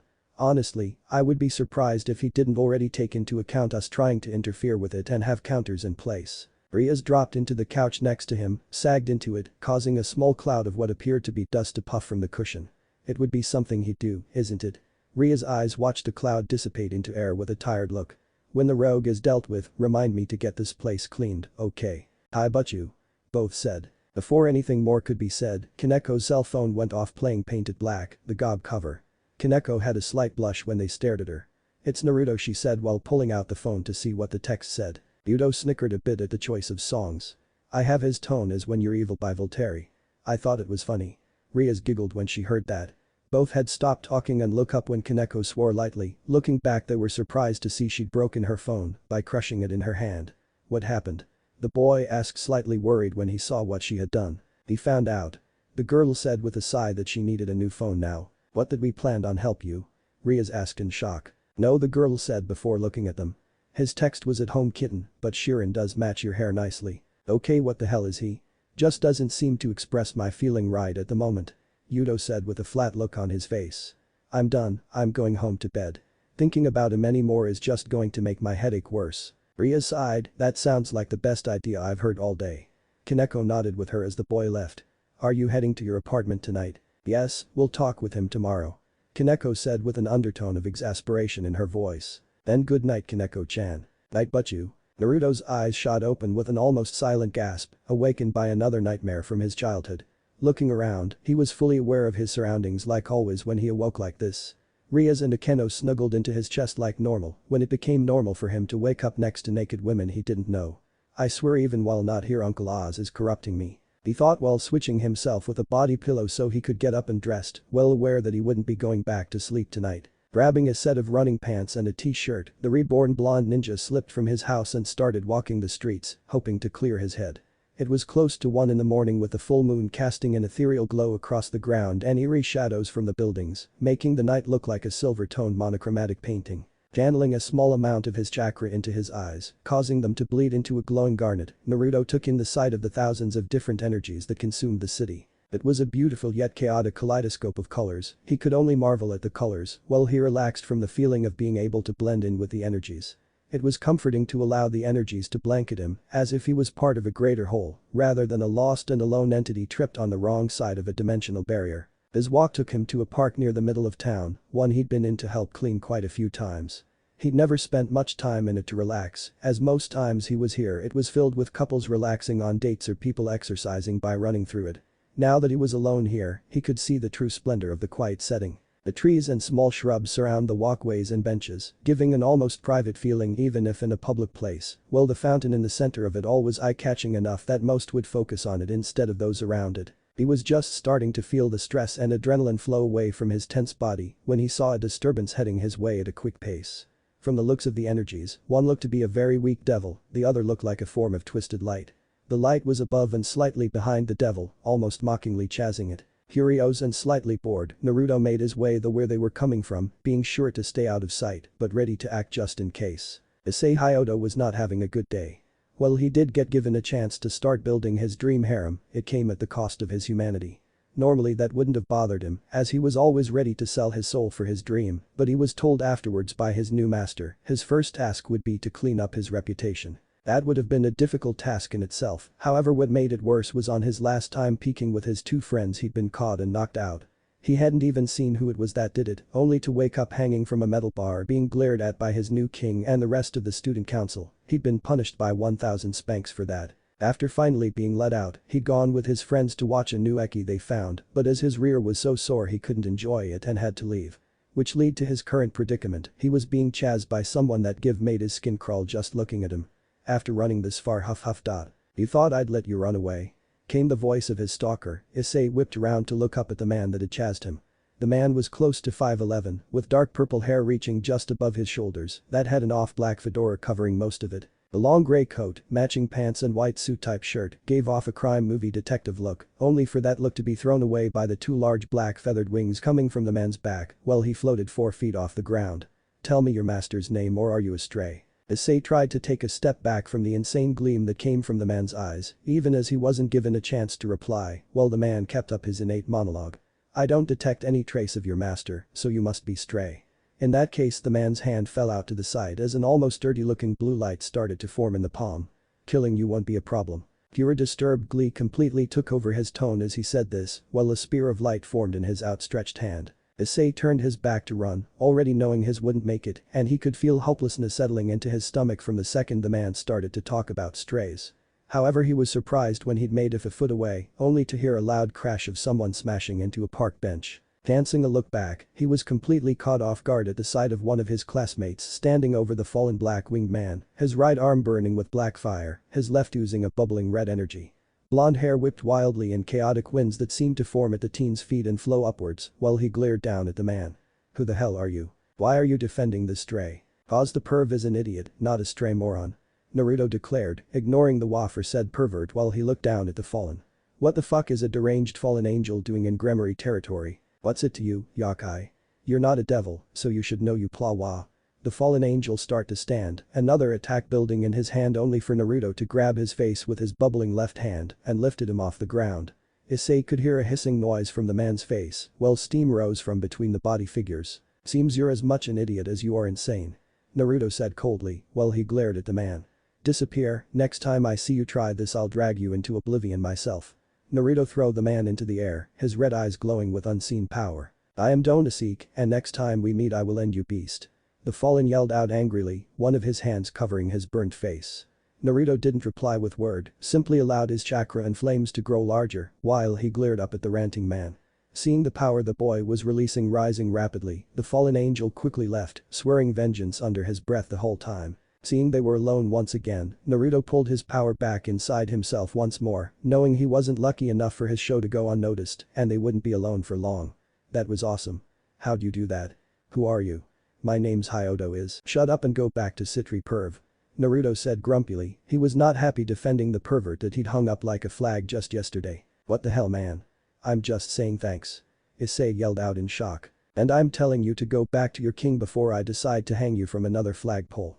Naruto said back in a cold angry tone, though he was more just annoyed rather than angry. That was you? Keep your voice down, moron, it's almost 2 in the morning. I'd advise you to listen to Uzumaki-san Hyodo-san. A cold monotone voice said as the black-haired, pink-eyed student council president came into view. I thank you for protecting my pawn, Uzumaki-san. Naruto looked over at the girl, his garnet eyes picking up her as well as the rest of Peerage's energies, and although it was faint, he could see Kaneko's energies on a fast approach. It's fine, water sprite. Just keep your pet perv in line. This time he got off with a warning. Next time he tries peeping on Kitten or any of my friends, I won't let him off lightly. TTT, that was LL light. Issei said. Hanging there had scared him senseless, and considering the power this blonde just displayed, he was worried what would happen to him. I will, but know that I don't take kindly to threats on my servants. Sona said back in a dangerous tone. Naruto snorted before looking the girl in the eye, applying the same pressure he had to Rias earlier, while taking a step forward. Sona instinctively took a step back, unaware that she'd just lost any hope she had of earning Naruto's respect as an equal. Naruto snorted in disdain at the display she was trying to show. I am simply protecting my family, girl. He is a threat to their happiness, I am replying in kind. Naruto spoke with authority as he walked towards where he saw Kaneko's energy coming from, showing a completely disregard that he'd been speaking with a high-class devil. She'd failed his first test, therefore would have a lot of work to do to gain any respect from him. Knowing that he'd likely pissed off the others that worked under the girl, Naruto released his wings for all to see, causing gasps to be heard from the trees. "DD Dragon," was whispered among them as they realized just who their king was talking to. Not wanting to deal with the conversation anymore, Naruto let his black flame aura out slightly, causing the empty feelings to affect the group enough to give them pause while he walked away. Kaneko's energy was already approaching the park and he wanted to talk to his kitten as he now had even more adrenaline to calm down from. Kaneko had been sitting in her apartment, much of which she had started to pack up for moving into Naruto's house. While she did like the privacy of her own place, having only a small bachelor's apartment was confining. But the small amount she could make off devil requests, this was the best she could afford, and while Rias did provide for all of her needs, such as clothing and food, she had decided to live away from the old schoolhouse that Rias lived in. When Naruto had bought his new house, having opted for a place with everyone from the orc in mind, she had been flattered and couldn't bring herself to turn down the offer. She had originally only intended to stay once in a while, until she'd seen the house. The second she saw that the bedroom she was offered was 3/4 the size of her whole apartment, she knew she was moving in. The money she was spending on rent would be going to food for the house, so she wasn't a burden on him, unlike Hikari who had no way to help pay for herself. Right now she was having second thoughts, he'd found out her name. Well, she had expected it to happen, she had thought it wouldn't be for a long time to come, giving her time to adjust and prepare for the coming conversation. He was now about to find out everything about her, how she was a Nekashu, her connection to Senjutsu, why her sister had done what she'd done, everything. She however wasn't even able to find out anything about him other than he was protective of them and he'd been turned into a dragon through some accident. She feared how he would react to her. While his reaction to Hikari had been positive, as was his first reaction to her, she had grown quite close to him. He wasn't a pervert, he was protective, strong and quite dominant, almost the perfect mate. If he wasn't so dense when it came to girls liking him and slightly more sane at times, he would be perfect, something that Akeno and Rias both seemed to think as well. Since she had returned to her apartment that night, she'd been debating with herself on what she was going to do. His dispassion had been what had led to her being close to him at the start, forcing him out of his mask. However, being in close proximity to him and constantly feeling what he felt allowed her to feel firsthand how deeply alone he felt. The deep-seated sadness and fear, as well as the determination to move forward, willpower to face forward and deal with what came his way. The feeling drew her to him, and as time passed she started to feel his caring for them and his draconic possessiveness about keeping them near him and happy. She was also likely the only person that knew this, but Naruto was feeling love for them. Not even he knew it, and it was so deeply buried under whatever it was that burdened him that he wasn't likely to realize it for a long time to come, but it was there. She also realized that she had started to share those feelings for him, however with Rias and Akeno in the running, she wasn't sure how she could compete. With all of this on her plate, she hadn't been able to even close her eyes to rest, fear of rejection and abandonment weighing heavily on her mind, overriding her common sense that was telling her she was fearful about nothing. She'd just about given up, thinking of playing video games in hopes of distracting herself, when she felt a wave of familiar energy wash over her. The subject of her inner turmoil was in the park near her home, and he was very displeased about something. Throwing off her apprehension about seeing her now favorite blonde, the girl didn't even bother with her shoes as she rushed out towards the feeling, her speed reaching her uppermost limit when the power he was throwing off doubled for a few seconds before coming to a rest. The sight that greeted her when she reached the park both relieved and unnerved her. Naruto was calmly walking towards her in casual clothes, letting her know he wasn't hurt in any way. However, his wings were completely exposed, wisps of black flames trailing up the edges of them, while his eyes glowed a menacing garnet instead of their normal azure blue. Having trained enough with him, she was easily able to throw off the hollowing effects of his aura and sense the others in the park behind him. "Are you okay?" "Yes, kitten, just having a rough night," Naruto said as he walked towards the white-haired girl. "Can we get out of here? I'm fairly sure Red's going to lecture me about pissing off her friends already. I don't need it to get any worse." "What did you do?" "Saved the dumb pervert from a fallen angel, only to get talked down to by that Citri girl for telling him off about peeping and warning him again," Naruto explained. "Citri? Thought she was Water Sprite?" Kaneko asked, wondering about the other girl's loss of nickname. "She lost my respect when she talked big but flaked when the pressure was up," Naruto said while he allowed the white-haired girl to start leading them away from the park. "I told you once I do not bow, but I respect Red cause when push comes to shove." Even while fearing the worst, she stood tall and looked me in the eye. For that she has me backing her at any time she desires. Citri can't back up her talk herself, her peerage is her power and spine for lack of a better term. Citri-sen is strong," Kaneko stated, trying to defend her king's friend. "And magic, not heart, kitten," the blonde countered. "You've never backed down from me." Red's only done so out of feelings of guilt. When she felt she wasn't in the wrong, she stood her ground. "I'm empathic to a degree as well, kitten. I may not understand what is felt, but I do know fear." She was scared but didn't waver. Citri flinched back at the first feelings of fear, ready to run behind her servants, where our king would run in front of them. Kaneko could only nod. He was right, while all her peerage would gladly walk into danger for her. If Rias was fearful of something, she'd be there leading them into a situation, rather than let them walk forward first. Hearing this also allowed the white-haired catgirl to make her decision on how to deal with her own turmoil. She released her fluffy white ears from her head and a cattail from her rear. Taking a deep breath, she turned to face the boy whom she was developing feelings for, as ready as she could be for almost any reaction. Keyword being almost. The second he saw her cat-like features and her attempted to bury fear, Naruto went through many expected reactions in his head before settling on one that would best convey his feelings on her confession. "Kawaii," he whispered out in slight awe before rushing forward at blinding speed, scooped the girl into his arms and started petting her ears while cooing at her cuteness. Kaneko's face was overcome with the deepest blush she'd ever had and was completely unable to hold back the purr that escaped her from the petting. It took her more than a few minutes before she was able to pull herself back to reality so she could talk to him. "Naruto-kun, purr, stop, purr, please, purr, I need to, purr, talk to, purr, you." "Oh sorry kitten," the boy said, a slight blush on his whiskered cheeks. "You look so adorable I couldn't resist. I've wanted to meet a Nekomata since I read about them," he admitted while he stopped petting her but didn't put her back down. "Though now that I have you here, why are in your PJs and not wearing shoes?" "Felt your energy, was worried," the catgirl whispered, blush not leaving her face but made no effort to release herself. "Point the way while we talk," Naruto stated while he wrapped his wings around the both of them like a cloak. Kaneko nodded while hugging into his chest a bit, pointing down the road for him to continue their journey. "Nekashu." Naruto raised an eyebrow at the term but stayed silent. "We're a subspecies of Nekomatas that are stronger and more in tune with Senjutsu than normal Nekomatas." "Ah, thank you," Naruto said, glad that she explained that. While he had read up on many yokai, he hadn't learned them all yet. Kaneko didn't answer right away, rather she just tried to bury herself deeper into the boy's arms. They walked silently for a few minutes while Kaneko worked up the nerve to continue talking. "I'm one of the only two left of my species. My sister was very strong in Senjutsu and Jujutsu, but when she used Senjutsu, she went mad from the world's hate and killed her master. The devils feared this would happen more and they started exterminating all Nekomatas they could find. I was to be publicly executed if Butchu's brother hadn't come and brought me to her." Tears were slowly making their way down the poor girl's face while she clung to the blonde carrying her.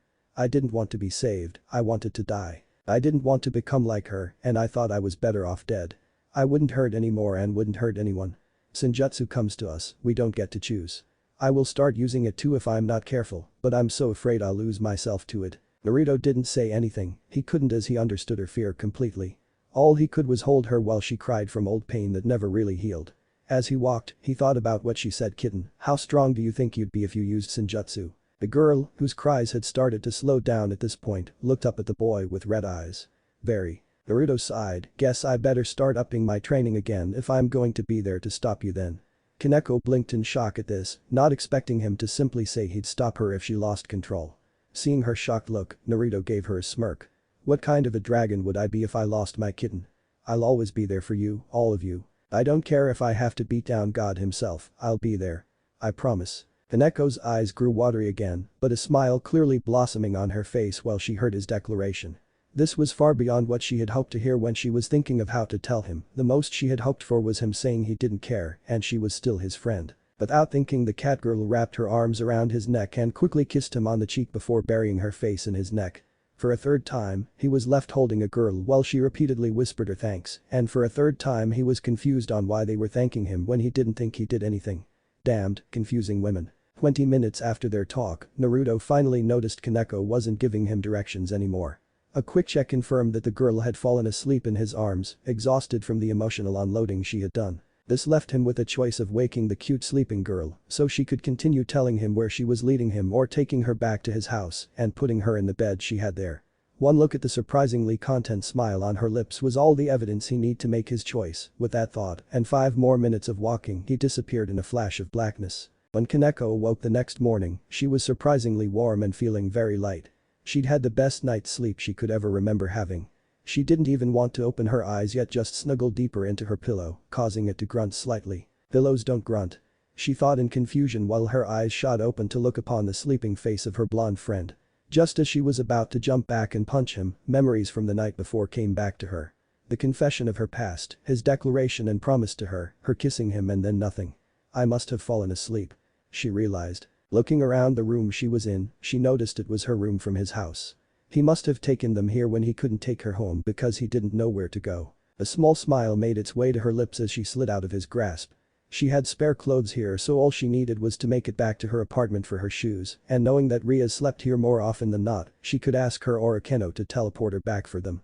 Looks like I'll be getting used to the room after all. The white-haired catgirl thought, the smile not moving an inch as she made her way to her clothes, then towards the door. She needed a bath, and to make sure Hikari didn't try making breakfast before Naruto or Akeno woke up, Rias rubbed her temples in hopes of alleviating some of the headache she was dealing with as she walked out of the student council office. When Naruto had said he had a run-in with them last night, she hadn't realized just how much his comment of him being in a bad mood understated his effects on her friend and her friend's peerage. Then again, she hadn't realized just how strong her new rook truly was either.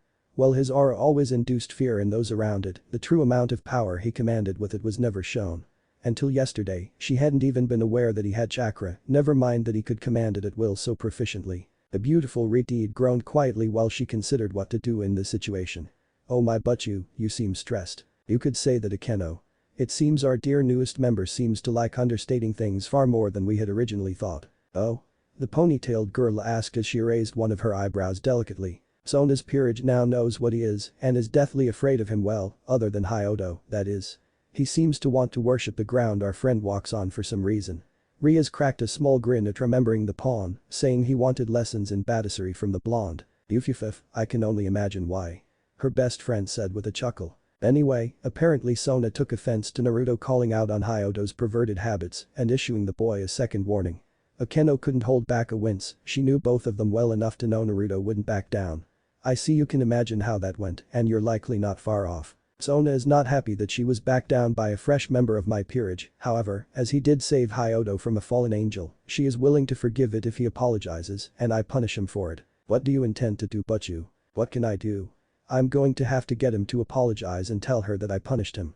Ria said while still rubbing her temple. I need to find him first, so I guess I'll have time to think up some way to talk him into it. Finding him today isn't going to be much of a problem, Butchu. Akeno said with a slight grin.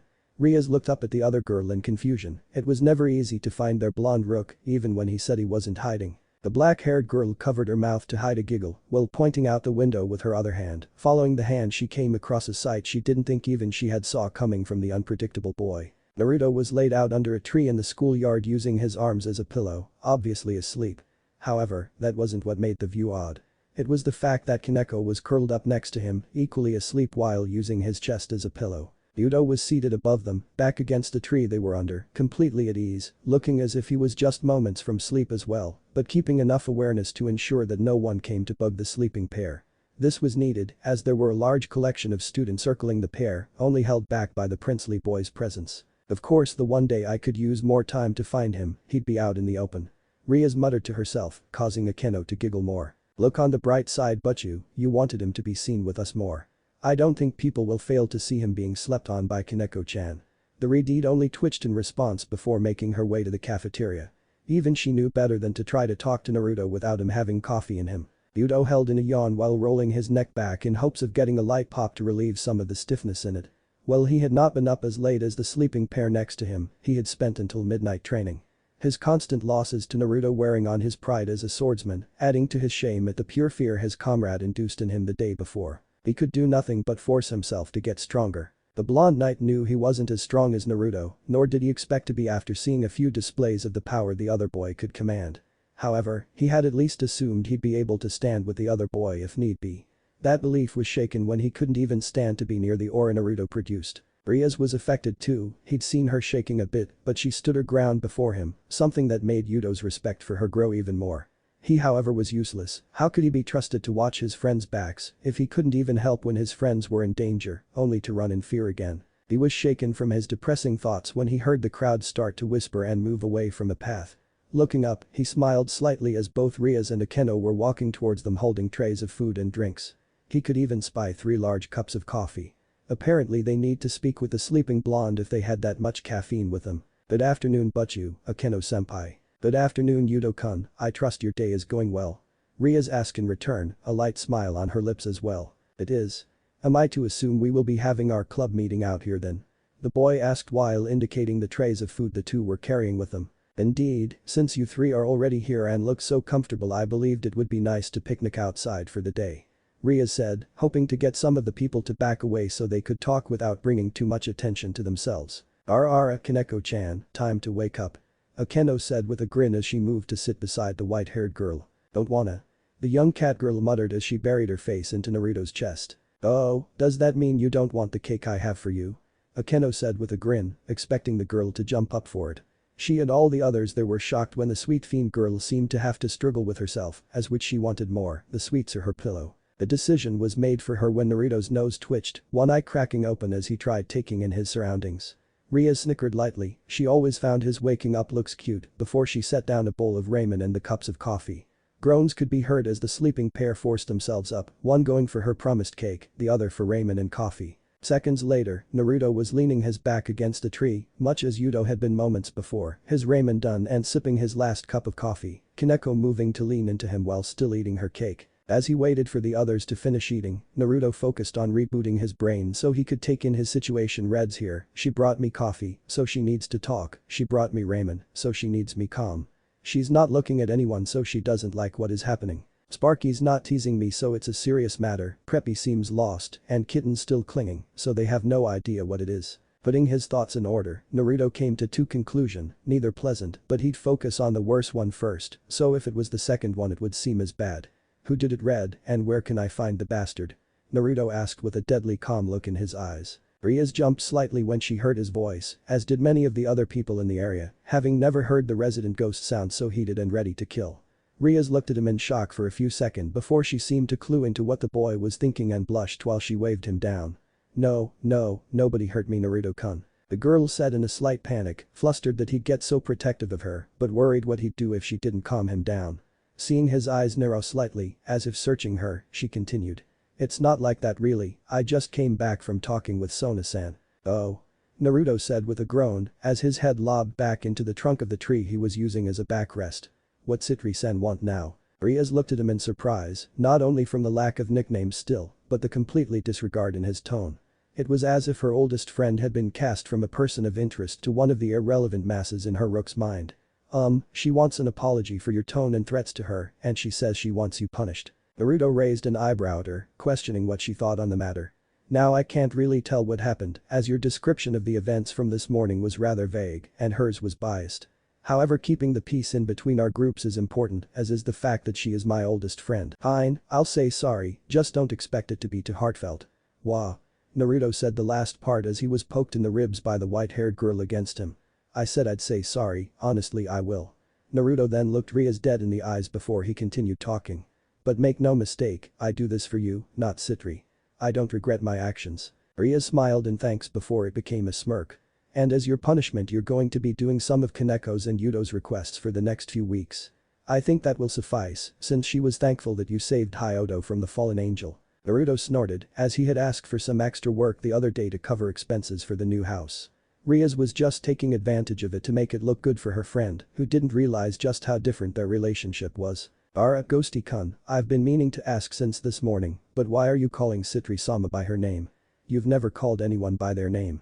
Akeno asked, which gained Yuto and Ria's attention as well. I lost all respect I had for her last night.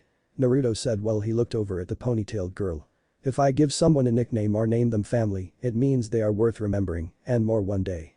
You lot are some of my closest friends I ever remember having, as you accept me even with my many faults, and trust me even with my random temper problems. Yes, I know I can scare you and have done so, in fact, but you've stuck with it and with me. Last night Citri tried to threaten me for talking back to her, and when I stepped up to her she stepped back. She not only lost my respect as an equal, but I could see she was going to use her peerage to fight me, not even leading the charge, thereby losing my respect as a leader. The group was shocked and touched by the admission that he thought so highly of them, as this was the first time he had admitted anything of that level of caring. They all knew he cared, but hearing him say it finally was touching. Rias however narrowed her eyes when she heard that Sona threatened him, the other girl had not said anything about that. Naruto-kun, what was said that she threatened you? Naruto shrugged as he repeated everything that was said between the three, from the moment Donosike left until he had caught up with Kaneko. Rias could only groan, the boy had not treated her any differently than he did any other devil he met, she just didn't realize he was being his kind of respectful to her, and had demanded the kind of respect she was used to, a kind he had yet to show anyone, not even one of the great Satans. Looks like I'm going to have to talk with Sona, otherwise this is never going to get resolved. That's your core, Ed, she's your friend. Until she can back up her tone, she's not going to get much respect from me though. Right now, she's under the pervert as far as I'm concerned. That made them all wince, Naruto did not like Hyoto. If he had more respect for him than he did Sona, she had really messed up. Rias sighed as she stood up, brushing the grass from her skirt. Thank you, Naruto-kun, for being willing to apologize for my sake. She gave him a beautiful and genuine smile, before leaning and kissing his cheek, completely ignoring the gasps from the many students watching. Naruto blinked before looking around, seemingly for the first time since waking up, and blushed. And for having lunch with us. This time, her smile had a very teasing look to it. Ufifif, Ghosty-kun got caught. Akeno said with a giggle as Rias pulled away from him. Deciding she couldn't get a better moment to tease the boy thoroughly, she slid in just as Rias pulled back and kissed the boy's other cheek, making his blush increase in proportion, as well as him developing a twitch in his eye. He could just imagine how bad the rumors were going to be after this. Looking down at Kaneko, he hoped he'd get some support from the white-haired catgirl, only to receive a kiss at the edge of his lips. Seeing where her kiss ended up, Kaneko blushed brightly before she scrambled up and followed after the other two giggling girls as they left for class. Naruto twitched again as he slowly turned to Yuto. Don't worry, I won't kiss you. It would break the hearts of most of the girls in the school, though I think you broke every other guy's heart with that. Prep, what the fuck just happened? I do believe you just got pranked. The blonde prince said with a grin. Well, at least partly. Don't make me kick your pretty boy ass. Naruto said mockingly. Speaking of, I wanted to ask you. Yuto started before looking at Naruto completely seriously, causing the other blonde to lose any playfulness. Please start training me seriously. Naruto looked slightly confused by the request. What do you mean? Our spars are the best I have for sword play. Yuto closed his eyes, knowing what he was about to say would hurt his pride, but it had to be done if he was going to make this man see he was serious. I was afraid. He admitted lowly, but still catching Naruto's attention. When you faced off with Rias, I was so afraid I couldn't move, I just wanted to run away. It was the same as before, I don't want that ever again. If you, my comrade, my friend, can make me feel like that, if you ever truly needed my help, I'd be useless. Yuto's fist clenched so tightly his knuckles turned as white as snow and popped, his head was bowed low. I know you have secrets, and I don't care what it takes, or what you do to me, just please stop me from feeling that way again. Naruto looked the boy over. His normally pristine vintage was now rough and trembling from rage and self-loathing. He had abandoned his pride for the sake of his friends and asked for help, willing to throw away everything for their sake, something he could understand. Running a hand through his spiky blonde locks, Naruto stood up. Get up, Preppy, your fangirls are about to revolt. Yuto, thinking he was being rejected, stared to tremble more, on the verge of breaking. If you really want this, after we take care of the strays, we will start. Just be sure you're ready, because if I start, I'm not stopping until I think you're ready, no matter how much you beg. Yuto's head snapped up at the lazy-looking boy, who was now scratching an odd-looking tattoo that was exposed on his chest through his disheveled shirt. It looked like an inward spiral with a 15 in the middle of it. That, and I hope you like tattoos. Naruto added before he walked away from the now confused and hopeful knight. Okay, we should not do that again. Rias said. The group was once more at the abandoned mansion, which seemed to attract strays to it. While they were coming, Naruto had questioned what would have happened if they tried mixing his flames with Ria's power of destruction. He'd just been covering the different effects of union spells, and he had asked about the idea. Ria said that although she couldn't be sure, as most other powers simply disappeared from her power, his flames would be the first to truly match and overpower them. So, curious about what could happen, the group stopped outside the front of the mansion to test the results before they attempted to face Visor. The results were nothing like they had expected. Why not, that was awesome. Naruto said with a laugh. Senpai no baka. Kaneko said with a sweat drop. Oh come on kitten, that was totally a blast. That joke just sucked, Naruto. Yudo said while he was unable to look away from the results of the King's and Rook's attack. The mansion and about 50 yards of forest behind it were now a hole in the ground. There was no wreckage, no broken trees, there wasn't even any smoke left over, just barren dirt. I'm fairly sure that Visor is dead, but you. So I think this counts as our fastest suppression to date. Akeno said, slightly taken aback by how deadly the combined abilities of their two strongest members could be. Yeah, now imagine if we did that at full power Red. Naruto said with a chuckle. Rias suddenly got an image of using that power on Riser and slowly started releasing an evil chuckle. The sadistic smile on her face started to turn Akeno on a bit while the other two backed away. Naruto simply thought of different ways he could combine his attacks with the rest of the peerage. Let's just go have dinner. I think I have enough chicken left for pad thai and assuming Yamato didn't get at it, I have some tuna steaks. Naruto said as he clapped his hands together, making the whole group disappear in a black flash. As soon as they were gone, a man stepped into the clearing with a look of deep concern on his face. The man was easily 6 feet tall, wearing a reddish-purple trench coat that reached almost to his feet, black slacks and combat boots.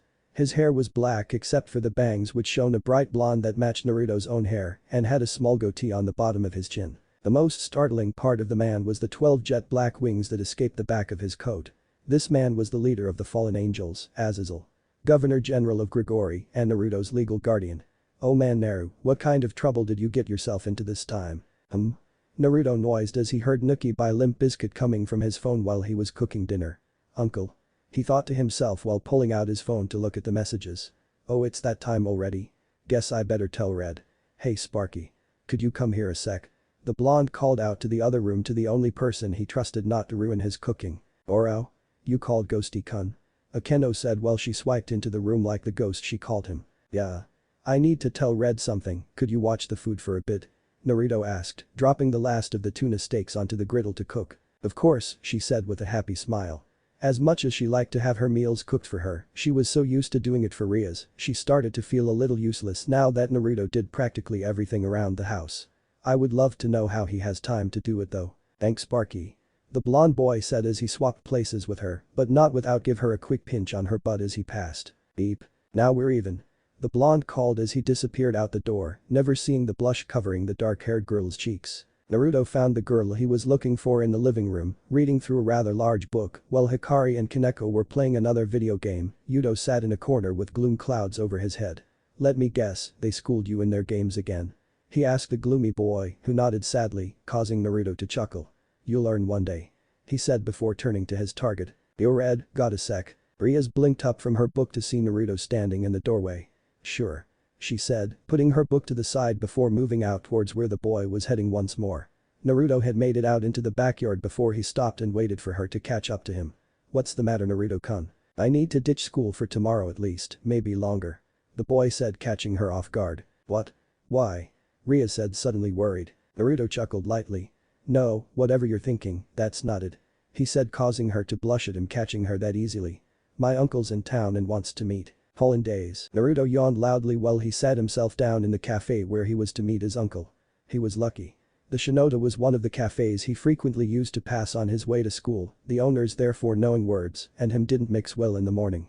Mrs. Shido had only given him a smile while handing him his first coffee as he waited. The kind women hadn't even asked why he was there and not in school, simply giving him a cup and pointing to the corner of the cafe. The woman was in her mid-40s, even if she could pass herself off for her late 20s with little trouble. Her glossy black hair held up in a bun at the back of her head. Light shone from her happy black eyes while she greeted each customer with the same friendly and honest greeting that made her popular and this cafe by extension. She was always extra friendly towards Naruto. What many didn't know outside her family was that not all of the victims the blonde had protected during his gang hunts had missed seeing who saved them. Some didn't figure out who it was at the time, others just didn't get to thank him. All realized their protector neither wanted to be thanked for what he had done, nor did he want the attention. Mrs. Shido would have been the victim of at least a mugging had the blonde not stepped in. She couldn't make out who he was at the time, he'd moved so fast and disabled the gang in moments, knocking them all out before he simply faded into the shadows of the alleyway they had jumped from. It had taken a month before she found a connection between her savior and the quiet blonde boy. She had been volunteering at the same park as him on a Saturday 3 years prior and had watched him fade away, just as her savior had. The final straw was when her daughter had almost been raped a year later. All that the young girl could see was a small golden flash before her would-be attackers were put into comas. Now that the boy had saved both of them from attacks, she and her husband could never repay the debt to the boy, who asked for nothing more than coffee in return. The older women honestly didn't believe the boy realized who he saved those days, only that someone needed help, and it warmed her heart as well as annoyed her to no end. She knew she was a good-looking woman. The amount of men that tried to seduce her away from her husband could attest to such, as was the number of would-be boyfriends for her daughter that would drool while looking at her, pathetic wand of boyfriends that would be turned away. Neither woman could get as much as a second look that wasn't polite from the boy, however. At one point, they thought he may have swung the other way. However, he never gave anybody a second look, male or female. It wasn't until the woman and her daughter had got him to enter with the promise of free coffee that they saw the problem with the quiet blonde. His eyes were empty. Since that day, the whole family, her husband having been told both what the boy did and been up to date as things progressed, had been watching over the boy as best they could. It wasn't until the last couple of months that she started to see a small spark starting to enter those normally dead eyes, something she couldn't be happier about. Once she heard that her favorite blonde was walking with a girl to school, one that had been trying very hard to keep the boy out of traffic, that she knew the cause of the spark. She was less pleased though that the other shopkeepers had spoken of seeing multiple women being seen with him, walking with him or holding his hand.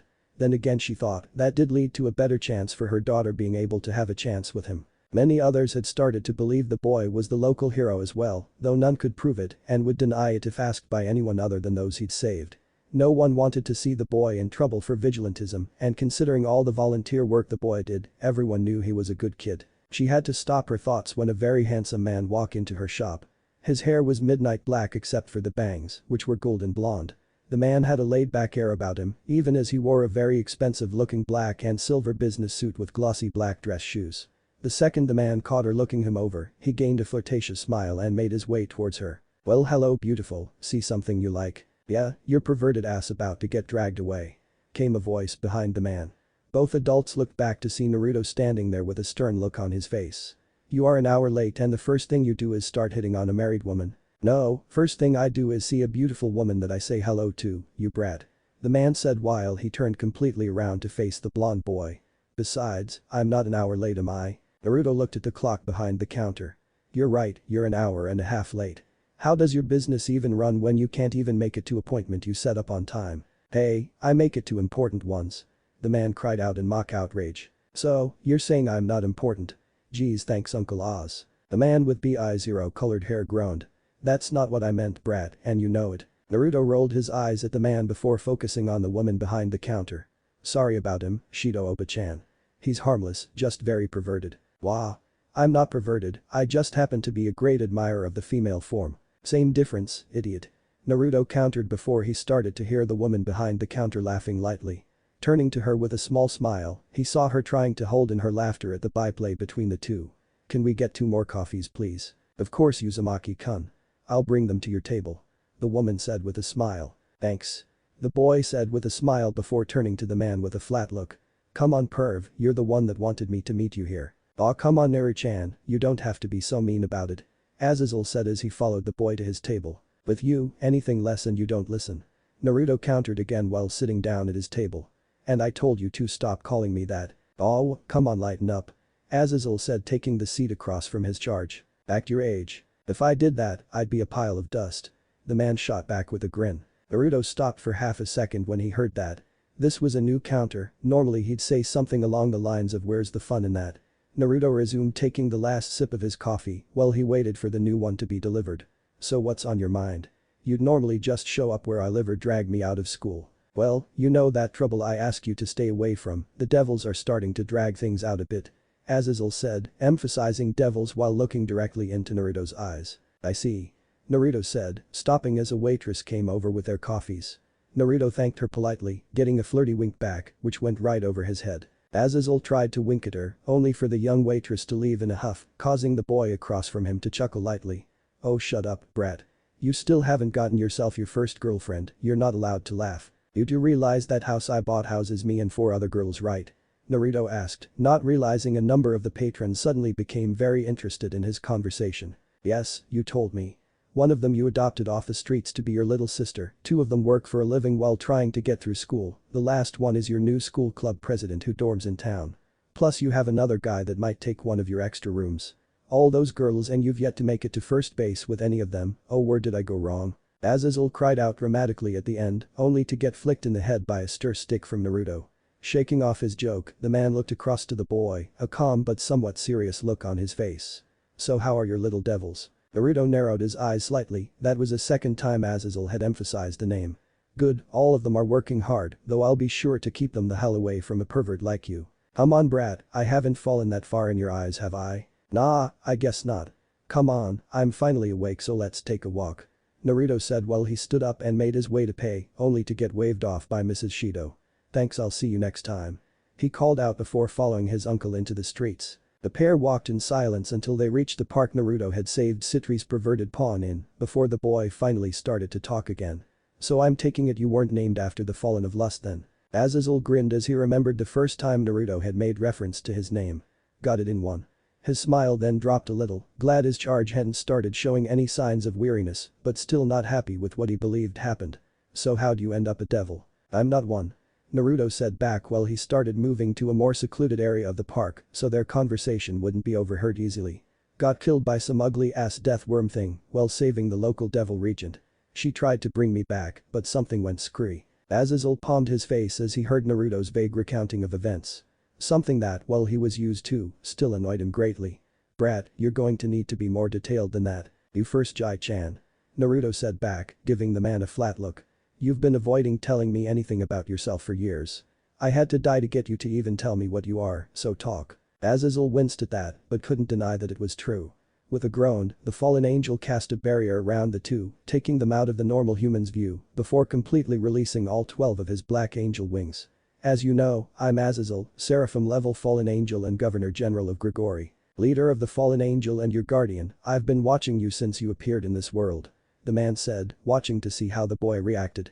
Naruto always claimed to know nothing about himself and, as the kid was a baby when he showed up, there had been no reason to doubt him. "So you knew I was from a different world then? Anyone else know?" Naruto said calmly. He was dealing with an ancient being, so there really was no reason to be surprised he knew about him. Michael, leader of the angels and Surziches, current Lucifer leader of the devils. You're not surprised by the fact you're from a different world. You never alluded to being from one, or even that you knew anything beyond normal human knowledge before. I learned a lot when I died," Naruto said simply while he waved the man to continue. "Right. We all watched you at first, as we could feel a strong unnatural power inside of you, but it kept disappearing and making your presence disappear with it. After a few years, heaven gave you a blessing of fortune and then stopped looking at you. So Surzix and I decided you should just have as normal a life as you could until whatever the power was reactivated. Surzix took a slightly hands-off approach, as all your schooling needs were going to be taken care of. You're even going to be getting an open invitation to Tokyo University in any course you want, for free," Azazel explained, getting a wide-eyed look from the boy. He hadn't realized just how many people were watching over him all his life here. "And you took the hands-on approach by becoming my guardian?" Naruto asked, wanting to get all the details. "Yeah, wasn't originally going to though.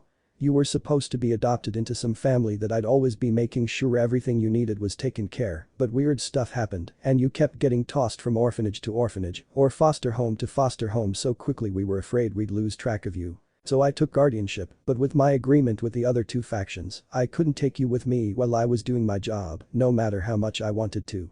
So after you started wanting to know about me, I contacted the others and we set another agreement to meet up after you finished university so you could learn about us all on more equal terms." Naruto rubbed his head as he took all of this in. Although he didn't like how his life was being orchestrated behind his back, as well as being left alone because of plans around him, he couldn't truly fault the man that he'd come to see his family. He was getting flashes of how something similar had happened to him in his last life as well. Before he could say anything about it, Azazel continued talking. "Look Naruto, I know you're pissed about this and likely feel betrayed by us all. For that, I'm truly sorry, it was never meant to go this way. Being that most of us live for thousands of years, we tend to forget what time is like when you're young. For us, 10 years passes in the blink of an eye, but for you it must have been. Shut up, uncle. Naruto cut in, his voice filled with exhaustion, while he rubbed his temples. I'm not mad at you lot. Upset and a little annoyed, but not really mad.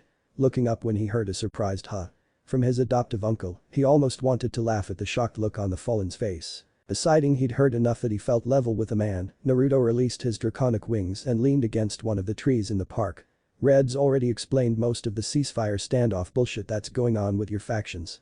I know you well enough to know you'd rather spend your time playing with some gizmo or chasing tail than fighting. Azazel scratched his cheek with a nervous chuckle, as he really couldn't deny the boy's words about what he'd like to spend his time on. So if this Lucifer is even half as relaxed as the Dajuka dude I met, then he'd likely not want any more wars either, meaning you both couldn't go against the agreement for one kid's sake, no matter who the kid was. Yeah, that pretty much sums up what happened. So now that I've come clean with you, care to tell me how you have dragon wings and are with the local devils? Fair's fair. However, afterwards you are telling me what trouble is happening in the area that made you come here. Naruto stated, which Azazel easily nodded to. He hadn't liked not telling the boy anyway, too much work trying to make up and remember the lies he told. Okay, so I've been kind of doing patrols at night, taking out gangs and what have you. From the lack of surprise, I'm guessing you already found out about them. Well, on the night of your call I had decided to do one last sweep to get rid of my lingering annoyance with you for dodging my questions again. Azazel just shrugged, he could understand where Naruto was coming from. Not that he had any say in the matter, but he could understand it. Anyway, I found some spider lady kidnapping 5 guys off the street, so I chased her. When I caught up to her, she had met up with a larger group of monsters. I was planning my attack on them to try and save the humans when the 2 local devil leaders and their queen showed up and started a fight. Near the end of the fight, I saw the ground moving behind Red and Sparky, so I gunned it down to get them out of the way, but the death worm was too close, so I could only get them out of the way, not myself too. Got 3 spears through my chest for my troubles. The girls say I'd looked at it and released my void flames on the thing, which destroyed it. Red tried to resurrect me as a devil, but something caused the process to go wonky. Doc says it's likely because of my flames, but he can't be sure. End result was I'm a dragonkin with 7 evil pieces inside me. Azazel could only blink several times when he'd heard just how the boy got changed as he had. Well, I can honestly say you're never boring to have around, kid. 3 questions, though. 1. Who are Red, Sparky and Doc? 2. Void flames. 3. How's that explain how you know you're from a different world? Naruto smirked a bit at the never boring comment, as he got that a lot lately. 1. Red is Rias Gremory, Sparky is a Keno Himejima and Doc is a Juka Belzebub. 3. Apparently this is my second time dying and being brought back. As for 2, Naruto held up his right hand and stared at it for a second. A sudden wave of emptiness overcame Azazel as he watched black flames form around Naruto's hand. These are void flames, they feed on everything and anything. What you are feeling right now is the flames feeding on your emotions. Naruto explained, willing the flames away before looking at the fallen angel.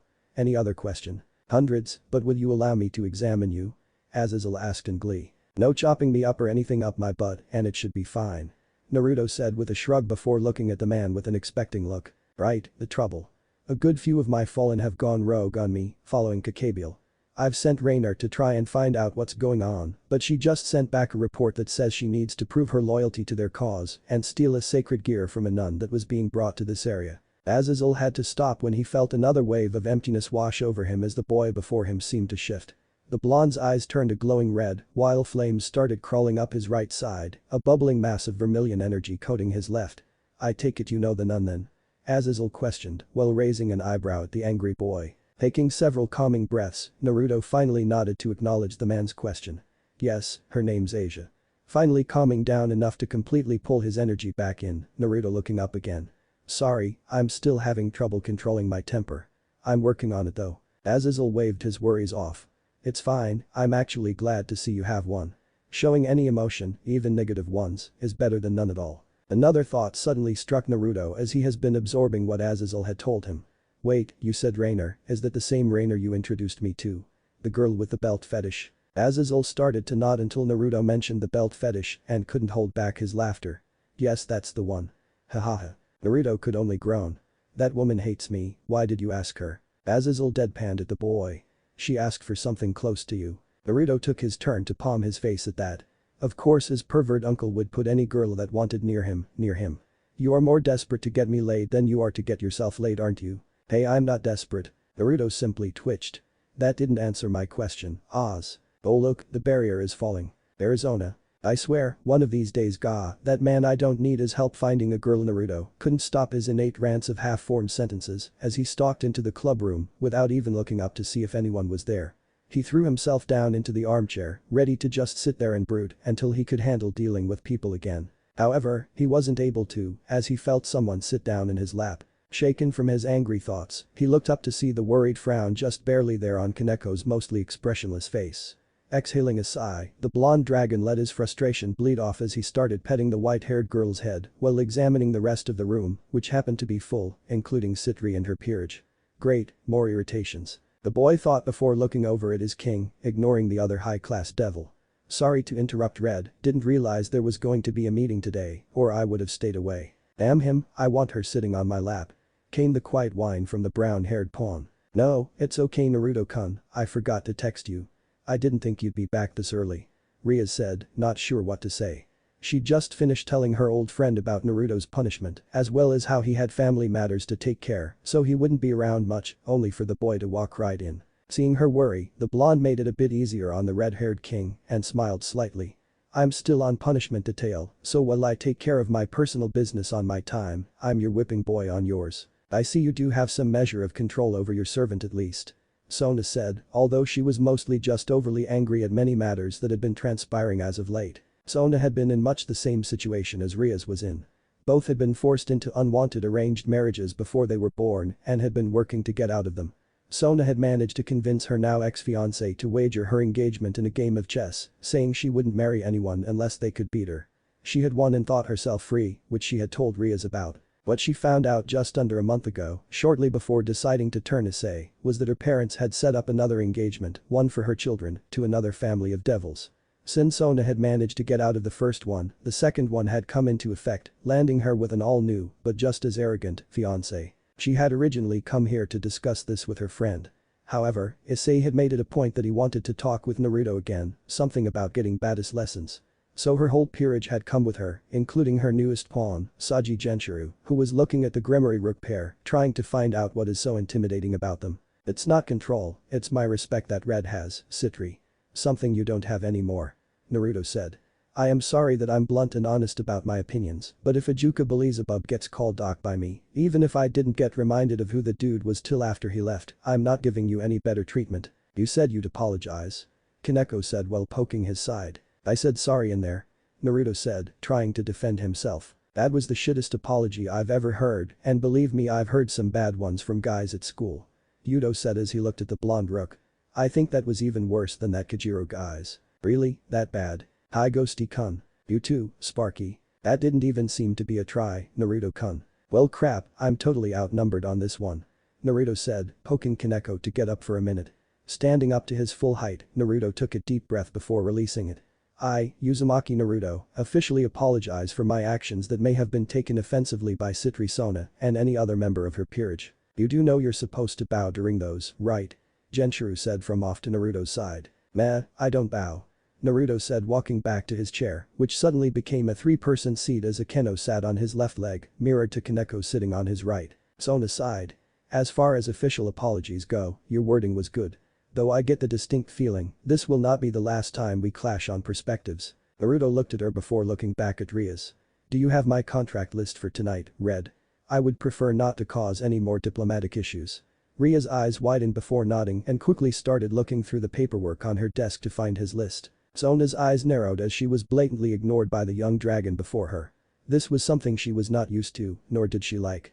Looking him over, she struck upon a thought that she remembered Rias telling her about, how the boy liked to make bets with anything as a wager. Uzumaki-san, I have a bet for you. Naruto looked over at the pink-eyed devil. Oh? Glad that she was being acknowledged now, the student council president quickly nodded. A game of chess. If I win, you must acknowledge me with respect, as well as give a proper apology, bow and all. If that is the bet, then the only equal terms I will accept are you never demand anything of me again, ever. No matter how I act or what I say. Also, from this point on, until I acknowledge you as my equal once more, you must refer to me and any I have given nicknames to as Sama. Accept or denied. How is that an even bet?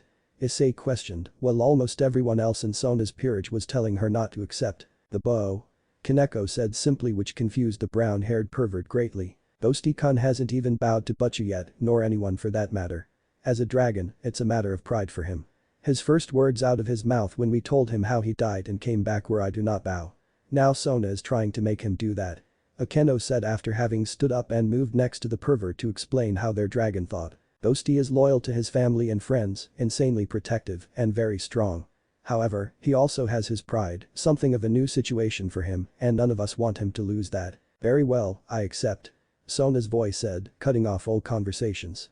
Rias could only sink into her chair, sad because she'd not been able to find the list in time to stop this bet, although she wondered how odd it was going to be to hear her oldest friend calling her Rias-sama, as she didn't have much hope in her friend winning. Nobody from Rias' peerage believed Sona stood a chance against Naruto. Not because he was the better chess player or even knew all the rules. He just played so chaotically that trying to keep up with him and what he was doing was near impossible. For someone like Sona, who was always mapping hers and her opponent's moves, she was in for a migraine before she even took the first piece. Checkmate. Naruto said bluntly.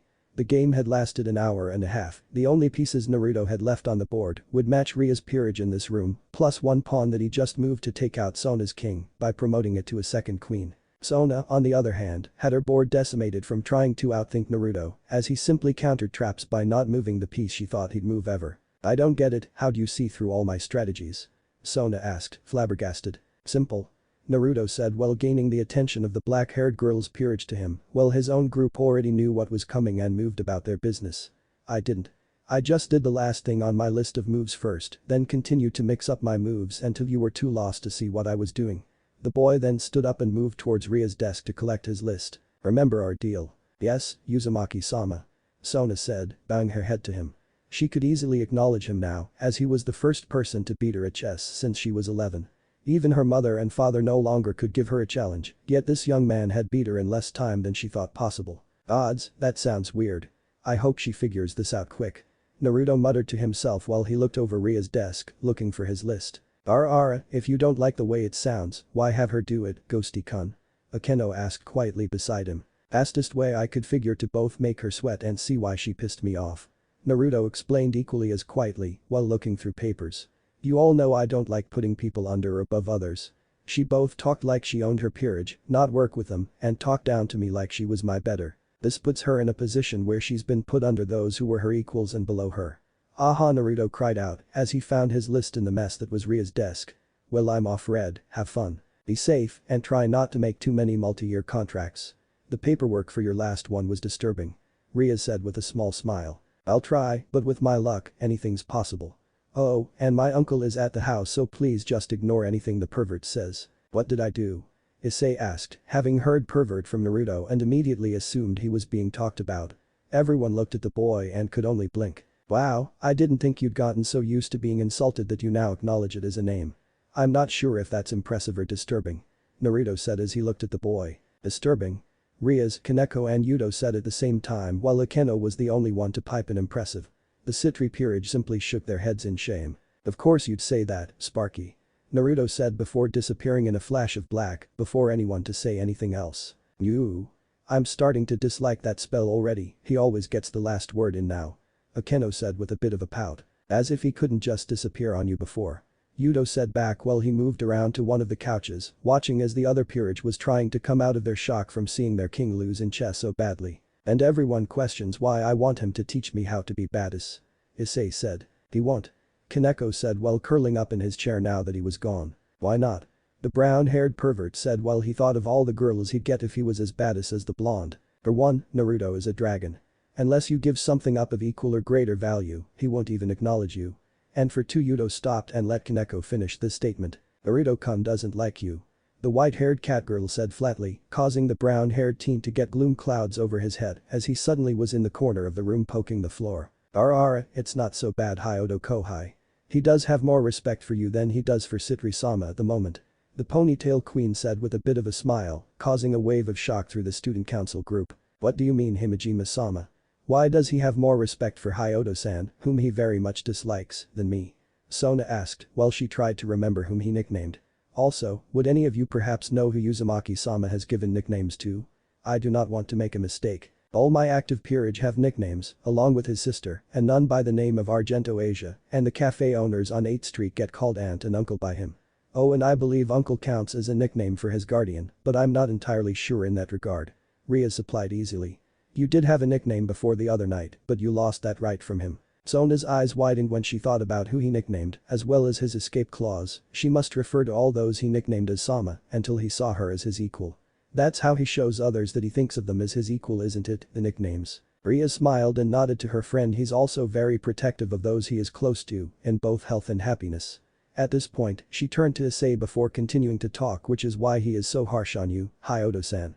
Kaneko is very modest and slightly self-conscious about her body beyond the fact that she doesn't like perverts. Your attitude towards her, as well as your attempts to peep on her, has pretty well blacklisted you.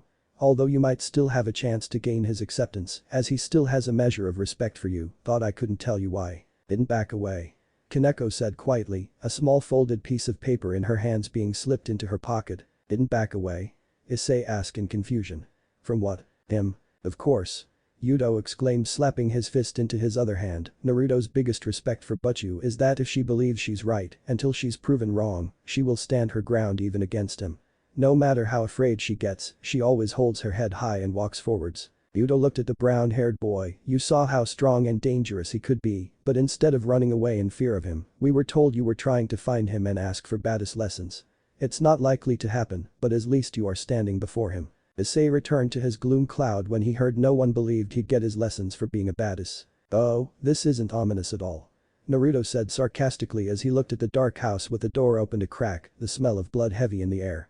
He expected a lot of things when he started doing devil requests, but this would be the first place that even looked close to a cheesy BR-8 horror movie satanic cult. Wearily making his way inside the house, Naruto had his sense on high alert for any threats. When he entered the living room he froze. There, crucified upside down to the wall, was a man. The homeowner, Naruto assumed. He looked like he was tortured before he was killed. What sort of sick fuck? Welcome.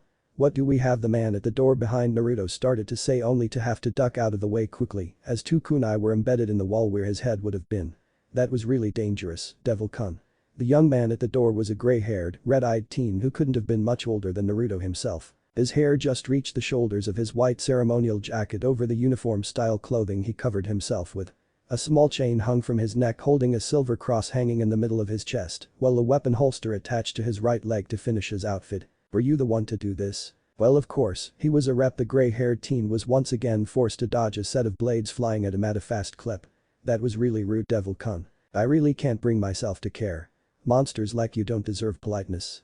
Naruto said as he jumped at the cross-wearing killer with his fist cocked back to deliver a fierce punch. The gray-haired teen jumped sideways to avoid the punch while laughing insanely and pulling a gun on Naruto. Yes, this is what I live for. My name is Fried Selzen, shitty devil. Now die. Fried yelled out while pulling the trigger of the gun, earning burn holes in Naruto's attire. Knowing he missed his punch, Naruto landed his lunge and used his momentum to grab the kunai he'd last thrown at the insane man, hoping his rook durability held against the man's gun. He was surprisingly glad to find out the bullets felt like little more than flies running into his chest and side. Blade in hand, Naruto quickly turned back to the still laughing idiot and charged at him. The priest was taken off guard when the blonde appeared in front of him, swinging his short blade at his chest, and just managed to stumble away from the slash, losing his cross in the process. As the priest stumbled away from the angry ninja, he grabbed the handle of his light blade and making a slashing arc upwards with it, igniting the blade while in mid-swing. Naruto had to throw himself into a roll to avoid the suddenly ignited blade. Once he came back to his feet, he had to jump backwards again in order to avoid the gray-haired boy's follow-up attack. Realizing he'd ended up back where the man had entered from, Naruto threw his kunai at the man, causing him to stop and defend long enough for the blonde to retrieve his other blades out of the wall and return to the attack with twin blades in hand, the last back in his sleeve for use later. Channeling his chakra into the kunai, he clashed blades with the man in the center of the room, causing a deadlock between the two smaller blades and the larger light-made sword. You're very good, Devil-kun, let's have lots of fun before I cut you to pieces. The large insane smile on the priest's face made the ninja wonder if he spent all his spare time sniffing pain thinner. Let's not. Naruto said before he shot his forward knee up into the man's lower stomach, right above the pelvis, while moving his body to the side to cause the sword wielder to shift forward from the loss of resistance. Ah! The gray-haired teen cried out in surprise and pain, spit shooting from between his lips as Naruto's knee sharply dug into his stomach. Naruto stepped back, allowing the insane man to fall to the floor. Do you even feel any remorse for killing this man? Naruto asked, disgusted with the being in front of him. Before he could receive an answer, he heard a gasp of horror from the door behind him. Looking up, he was surprised to find Asia in the doorway, a horrified look on her face as she stared at the crucified man. "Goldie," Naruto whispered in shock. "Father Fried, you didn't do this, did you?" Asia asked in horror. "Of course I did, I got bored. Wait to spring our trap on this devil." So since he was in cahoots with the devils, he had to die anyway. Fried said as he started to secretly reach inside his coat to get something. "But father, he was an innocent man. And Naruto-san isn't a devil." Asia said, trying to understand how this could happen. "Of course he's a devil, why else would he be here?" Fried asked like it was the most obvious thing in the world. "Not only are you insane but you're an idiot as well," Naruto said. "Have you ever considered the fact that I might have been friends with Shinji?" Naruto said, as he learned the name from Kaneko, who was the original contractor with this client. His name was Shinji?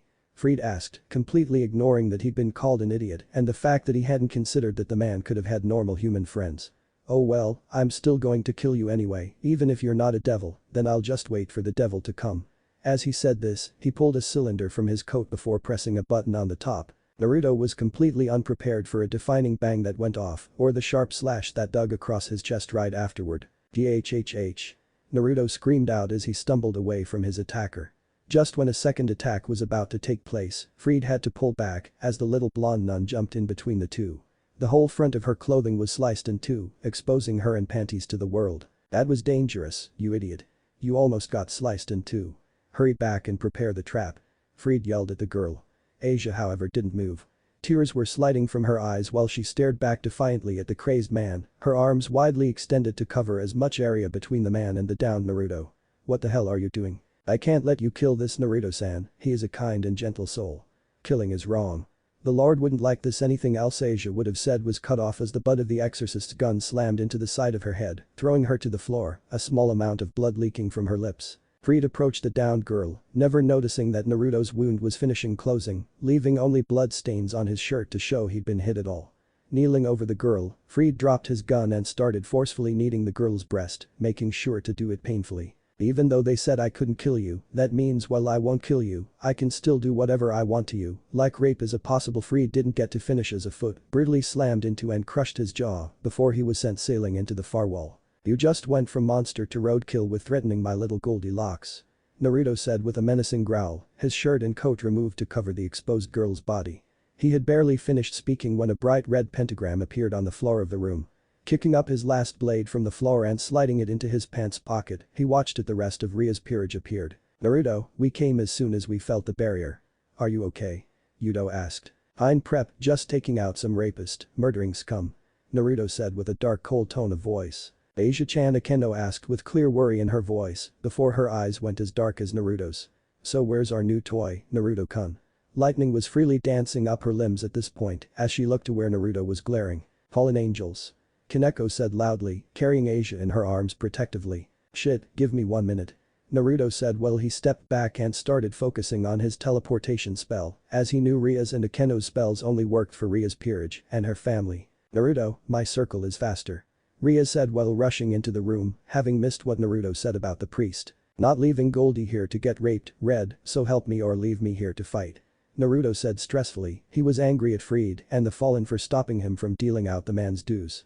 He was slightly appeased though when he heard loud distorted cries of pain and zaps of electricity cutting through the air. Ria's eyes widened before narrowing.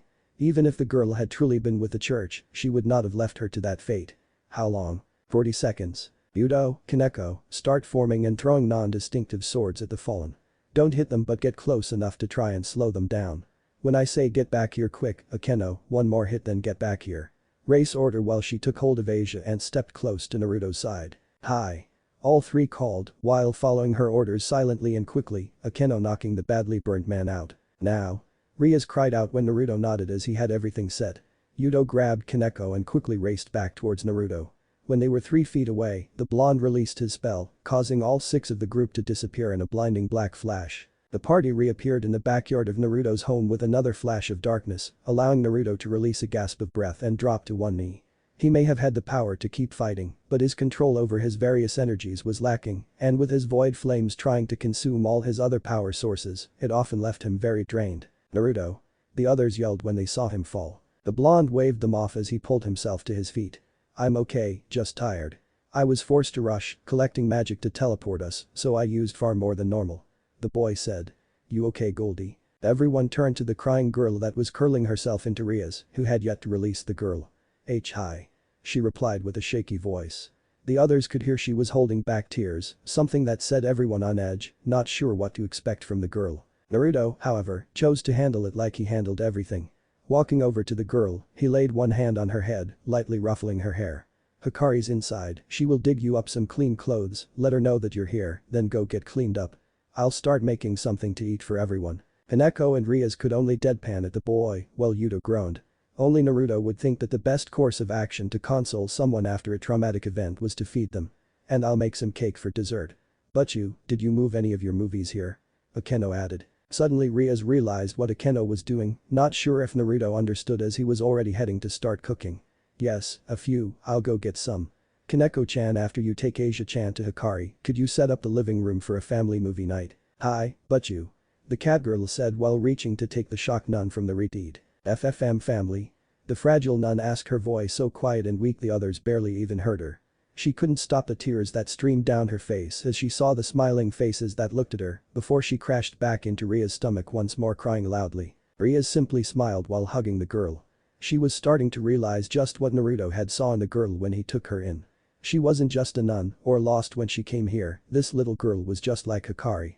She was a pure, lonely, broken-hearted girl that needed a family and friend support. Naruto extended the invitation that was offered to him by Kaneko to this girl, and now that Rias was seeing it, she wasn't about to back away from the invitation either. Asia needed this. OEI. Hiro OJJ-san, get out of the tub, others need to shower. Naruto's voice cut through the emotional atmosphere, causing even the overly emotional Isa to release a watery giggle. Nai-san, you're back, bang, Hikari's cried out, only to cut off with the sound something of slamming into a wall. Oh I just got in here, brat.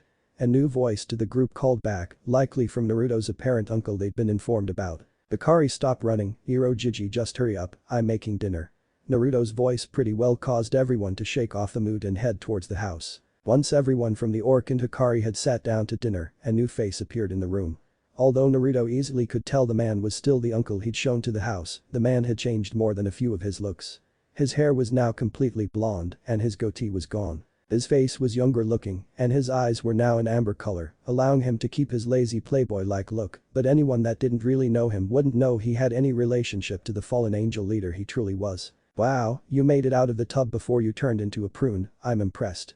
Naruto said, dispelling any apprehension that could have built by the unknown man joining the dinner table with the group. Har brat. I'll have you know that women like a man who takes care of his appearance. I bet he knows what I'm talking about. Azazel said as he pointed towards Yuto. Prep wakes up looking like that perk of the pretty boy gene. Naruto said before Yuto could say anything for himself. You on the other hand are just an old perv that is trying to impress girls less than half your age. Azazel dramatically clutched his chest in mock pain before he sat at the end of the table across from Naruto. Okay, introduction. Everyone, this is Hiro Oji-san, my perverted Uncle Oz, he's my guardian and the co-signer on this house, so I could buy it. Hiro Jiji, these are my friends and roommates, Red, Sparky, Kitten, Prep and Goldie, you already know Hibi Yamato. Now everyone dig in. Naruto finished and turned to start eating, missing most of the group sweat drops at his lack of any real names. Right, brat, like that's going to help anyone. Azazel said while shaking his head at how utterly lacking in manners the whiskered blonde could be. My name is Seraph Azil, it's a pleasure to meet you all. He finished with his most charming smile he could muster. Rias put on an equally charming smile while she replied in kind. My name is Gremory Rias, president of Naruto's school club. It's our pleasure to meet you. She almost seemed to be finished speaking before she remembered what they all talked about before coming here. Laying a hand on Naruto's forearm, she smiled brilliantly at Azazel and closed her eyes to hide the mischief in them. And I'm taken. Azazel looked slightly confused by her statement about being taken, but smiled at her nonetheless before looking to the person across from Rias, only briefly seeing a questioning look on Naruto's face. Oh my turn. My name is Himejima Makeno, I'm the club's vice president. Sliding up, she hugged Naruto's left arm between her breast and smiled with a faint blush. Also taken. How'd you, Kaneko, classmate, dislike perverts? Kaneko said while staring hard at the man. Taken by Naruto-senpai. By now Azazel had an eyebrow twitching. What the hell did the brat tell them about me? He could tell by now that Naruto wasn't in on their joke simply because of how confused the boy looked. Taking a deep breath, he looked to the other blonde boy. Yuto, nice to meet you. Yuto smiled perfectly while he prepared to drop the next bomb. And I'm sorry to say, I'm only interested in girls. Now the man's eyebrow was continuously twitching dangerously. "Oh no, my name is Argento Asia. It's very nice to meet you, Sarah-sama." The blonde nun said nervously, once more in the clothing that Hikari had put her in before. "She's also with Naruto-kun, Sarah-san." Akeno added quickly so that the joke didn't lose any speed. "Wah. Brat, what the hell did you tell them about me?" Azazel demanded. "Just the truth, you old perv." Naruto said calmly. "Fine." Azazel said before his face flipped with a proud grin and tears streaming from his eyes. "But you fulfilled my wish for you and built yourself a harem. You have no idea how proud I am of you." He declared while holding arm over his eyes crying loudly. "And you wondered why I never tell you when parent day is?" Naruto asked flatly. With that, any reservations the group had about Naruto's guardian disappeared. Asia tried to stay quiet through most of the meal, but was drawn into the conversation and jokes by the end of it. The after-dinner movies were a couple of Ria's more light-hearted anime movies and one drama movie that almost put the males to sleep. Only Naruto managed to stay awake through the whole thing because of his practice with chemistry class and managed to wake Yuto with a yen piece. It was near bedtime that Naruto came to pull Asia away from the group and take her into his study, the only room the girl is allowed to be totally his. "So, how you holding up, Goldie?" Naruto asked. "I'm fine, Naruto-san, thank you so much for taking me in again," Asia said, trying not to show anything. "Goldie, I suck at handling and showing emotions, but I do know enough about the human mind to know that you are not fine. I didn't say anything before, mostly because I have a nasty temper, but after that, you need support. You are surrounded by friends here, we are all here to help you, we want to help you, but you need to let us." Naruto had sat down on the floor, as right now his study had little more than a single bookshelf in it, and patted the space beside him. "I'm not about to tell you what you should and shouldn't feel. Gods know I haven't the foggiest, but I will tell you that you shouldn't hold back what it is that you do feel." Asia sat down beside him, drawing comfort from his calm vigil. The oddly quiet dragon gave off an air of a stock guard, reminding her of the statues of guardian angel from the church. "Naruto-san, why did you take me with you? I know I've only caused you trouble." The girl asked in a voice so meek and fragile it sounded like a strong noise could break the girl to pieces. Naruto leaned against the wall, trying to think of the lessons Akeno taught him, and Kaneko corrected. He reached over and gently pulled the girl to his side.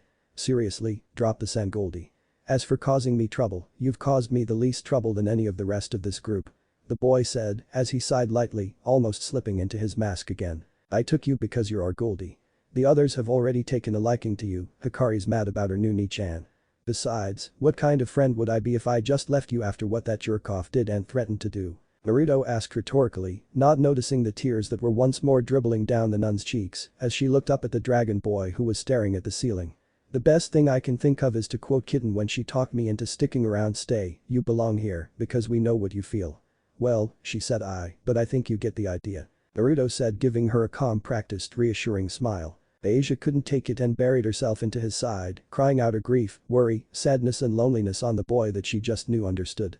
"This is your home, Asia," were the last words the blonde girl heard before she fell asleep, hugging the blonde dragon boy. Naruto couldn't tell if he should laugh or sigh at the sight before him. He decided to take Asia shopping for new clothes as her suitcase had been left at the church when he had taken her back with him. When Azazel had heard his plans and that he could only afford a few things, as well as putting off getting more furniture for the house, the man had huffed and thrown a credit card with Naruto's name on it at the boy. It apparently had a 10 million yen limit so the boy could buy everything he'd need. The trip started out fine. The girls insisted that, while he takes her out for the morning, they put off getting clothes until after lunch. While he was reluctant, he was forced to agree because Rias was the one that was covering for him. Most of the morning went quickly. All the beds, dressers, desks, tables, chairs and couches would be delivered later that day, with Azazel signing off on them. He'd even found himself a perfect couch for his study, so if the girls took over his bed, he'd had a place to sleep. After doing most of the furniture shopping, including making sure to have everything that Asia could ever want in a bedroom, Naruto had taken her to an arcade. They'd spent a good couple of hours just treating themselves to junk food and having as much fun as they could, though even Asia noticed Naruto's horrible abilities at video games. Any game that had physical abilities required he excelled at digital abilities, and he'd fail in moments. She didn't see him using ninja wire and a snare to steal the Rachukan she wanted from the machine outside while she was looking at the photo booth. It was around 1 o'clock when the others showed up to join them, Rias having gotten them all out of class for the day somehow. This was the event that led to Naruto's current situation. Yuto and him were now wandering from store to store following the group of girls. The troupe bought pretty well every outfit they could find, making sure that Asia had at least 3 times as many, as well as having several outfits set aside for Hikari upon their return. I really should have brought a book.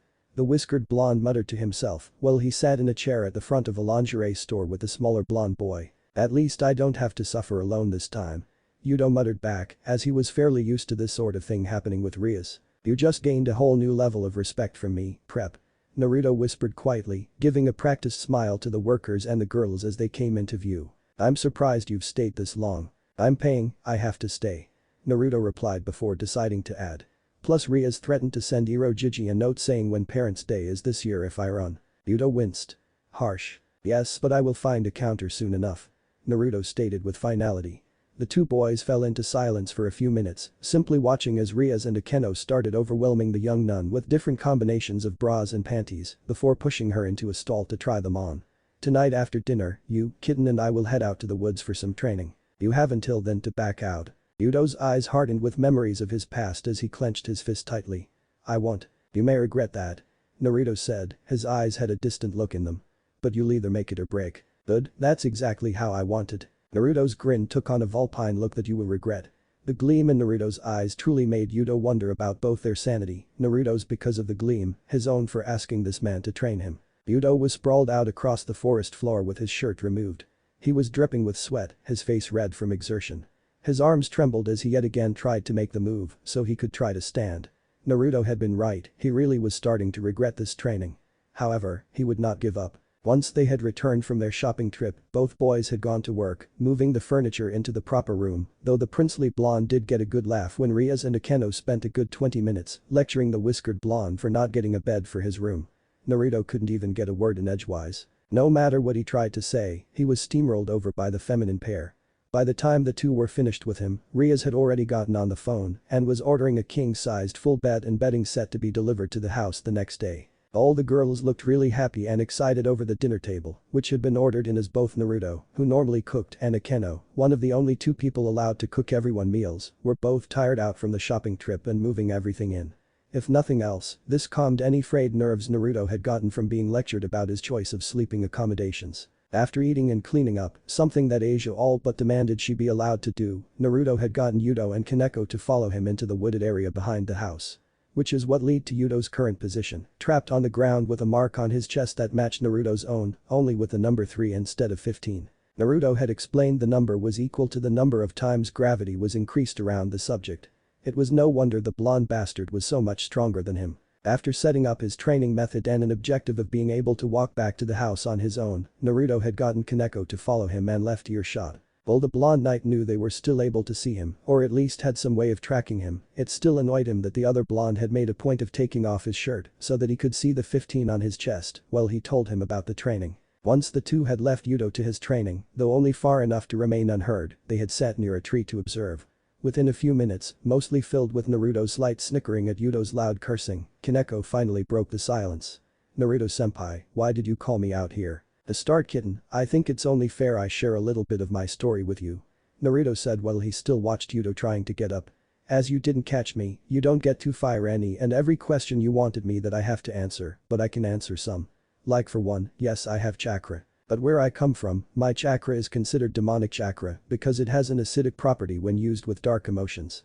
All emotions affect the chakra I use because it's formed naturally and completely inside of me, unlike what I learned the yokai here use, which is formed mostly outside the body and by command. Kaneko's eyes widened as she heard him answer the question she had that started their bet. Why? Although she wanted to know the answer to so many of her questions, she knew that she hadn't even gotten close to winning her end of the bet. 2 reasons. 1. You showed trust in me for no reason, even when knowing next to nothing about me. 2. I need a counterbalance. My abilities are massively offensive and I'm developing more than a few supplement spells and whatnot. However, I'm majorly lacking in defense both of self and of others, something that was proven to me yesterday. Naruto explained, a sad look coming to his face as he remembered how useless he was to defend Asia. He had power to fight, to destroy anything he wanted, but he couldn't use any of it to defend what was dear to him. He was cut from his thoughts before they could get self-berating when Kaneko decided to hug his side. What we are all here for. The girl said while she released her ears and tails, reminding him that he wasn't alone in anything anymore. Smiling slightly down at the girl, Naruto nodded and pressed on. I won't go into too much detail, as it's both a long story and you need reason to catch me still. Kaneko poked him in the side again for making her still chase after him, though she was glad she still had more chances to get all the answers she wanted, and he wasn't going to just tell her out of pity that she lost. Though I did grow up here in Japan, it was actually my second time growing up, something that until I died I didn't know about. Reincarnation? The white-haired catgirl asked, surprise clear for all to see. I'm not sure if it really counts as that, as I didn't die, just came damn close and had my memories locked away. Naruto said, his head tilted to the side and up slightly while he thought about it, making him stare off into space blankly while he considered her question. How? Naruto turned back to her with a smirk playing on his lips. That's another story from today's talk. He said, basically telling her she'd have to wait to get the answer to her question. For now we'll say my partner saved me at a cost. The blonde said while he looked away from the pouting catgirl. Baka. Kaneko said while looking away, the pout very predominant on her face and in her voice. The whiskered blonde couldn't help but chuckle about how cute she looked, even muttering it aloud causing the girl to blush. Once he had himself under control again, he looked back at the still struggling princely blonde in front of them. I will tell you 3 major things for now, kitten. One is all the training I'm putting prep through, and you if you want it, are things I remember from my homeland. The next thing is, I got the money for the house by republishing something that came from my world. The last is, I have barely even scratched the surface of my real memories. I've gotten some of my skills back through luck, but for the most part, I barely remember past 10 from my old life, and even that is choppy. Kaneko moved completely into his lap, seated forwards to look at the knight that had finally made it into a seated position. Itchy. Naruto raised an eyebrow. Yes, but do I want to know why the pervert hater knows about that porn book? Knowing she was guessing about how he got the money. Akeno-senpai has a copy. The catgirl explained. Why did you have one? There are 11 volumes, the one I printed was dedicated to his godson. Naruto said while he wrapped one arm around the girl's waist so she didn't slip. Not sure why I had them, but it was sealed inside my arm with some other things. Perverts. The girl muttered to herself. At least it can be used to help us. Naruto said, thinking about how the books were going to help him taking care of his friends and family. He was behind Kaneko as both watched Yuto try to make it to his feet, so the whiskered blonde missed her blush as she thought of the other meaning to his us. They sat in silence for another hour watching the working blonde boy. He'd made it to his feet a few times, but never made it more than a step towards the house before he fell again. At the end of an hour Naruto finally decided that he'd seen enough to know this part was going to take a while and approached the exhausted prince, carrying Kaneko in his arms. Kai. The larger boy said, holding one hand in front of him with his index and middle finger up, while the rest were closed as if in an unfinished fist, causing the gravity holding Yuto to release. Once the force holding him down was gone, Yuto once more fell to the ground from trying to overbalance himself. Wah. His yell stopped when he planted his face in the dirt once more. You're an ass, you know that. The blonde swordsman grumbled out around the face full of dirt. Want me to leave it on? Ah, no. Came the quick reply.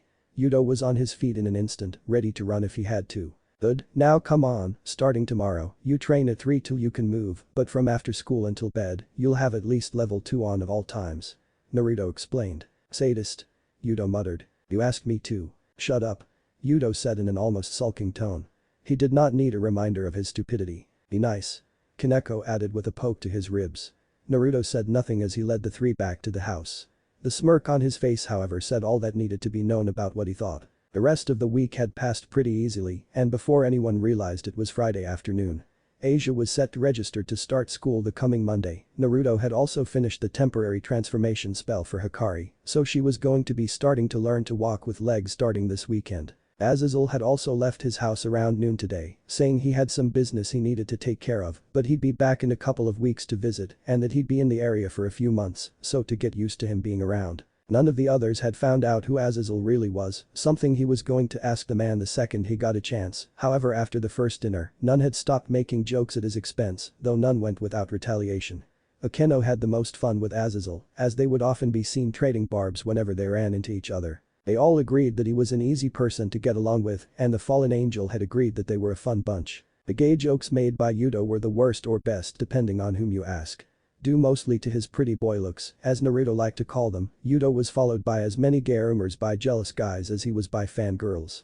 Because of this, the blonde knight knew quite a few gay jokes that he was once the butt of. Seeing the almost vicious smile on the boy's face when he would walk away after sending a few at the older man, made most of them in the house laugh harder than the jokes. Naruto's good mood died when he and the rest returned home from school to find the front door to his house blasted in and a knocked-out Lamia lay out across the hallway floor.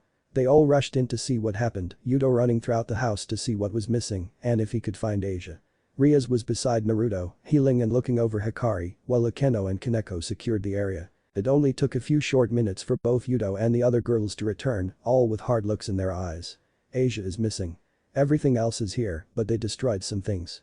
Yudo reported with a harsh tone. Naruto grinded his teeth together, while Ria's eyes grew cold to match the others. I see. Akeno. The dark-haired girl moved forwards, her face a mask of fury and hate. She slowly raised one of her white-knuckled fists, turning it and revealing the contents. It showed several black feathers that were far too large to be from any birds in the area. They all have fallen angel energy still remaining in them, but you. How many? Naruto asked through his clenched jaw, his chakra had already made his eyes red and he was just barely holding it in from surrounding him. Then by my and Kaneko's count. Akeno said, looking equally ready to kill. We go? Kaneko asked, the edge in her tone clear. This made Rias look up in shock, while the others would have had they not been equally as angry. While she knew that Kaneko had taken to the pure and innocent girl, she hadn't realized just how close she and the others had gotten with Asia. For even the normally monotone girl, to gain such a hard tone of voice and be willing to go against an unknown number of enemies for the nun, surprised the red-haired king. Rias pulled her hands away from the snake girl, having a thoughtful look on her face. Keeping her own anger at bay was difficult. Shortly, we don't know where they are or what they want. They got what they wanted, Red. Now they're taking it out of her. Naruto said, his voice a cracking growl, sounding less human than even in his normal anger. Rias blinked. What do you mean, Naruto-kun?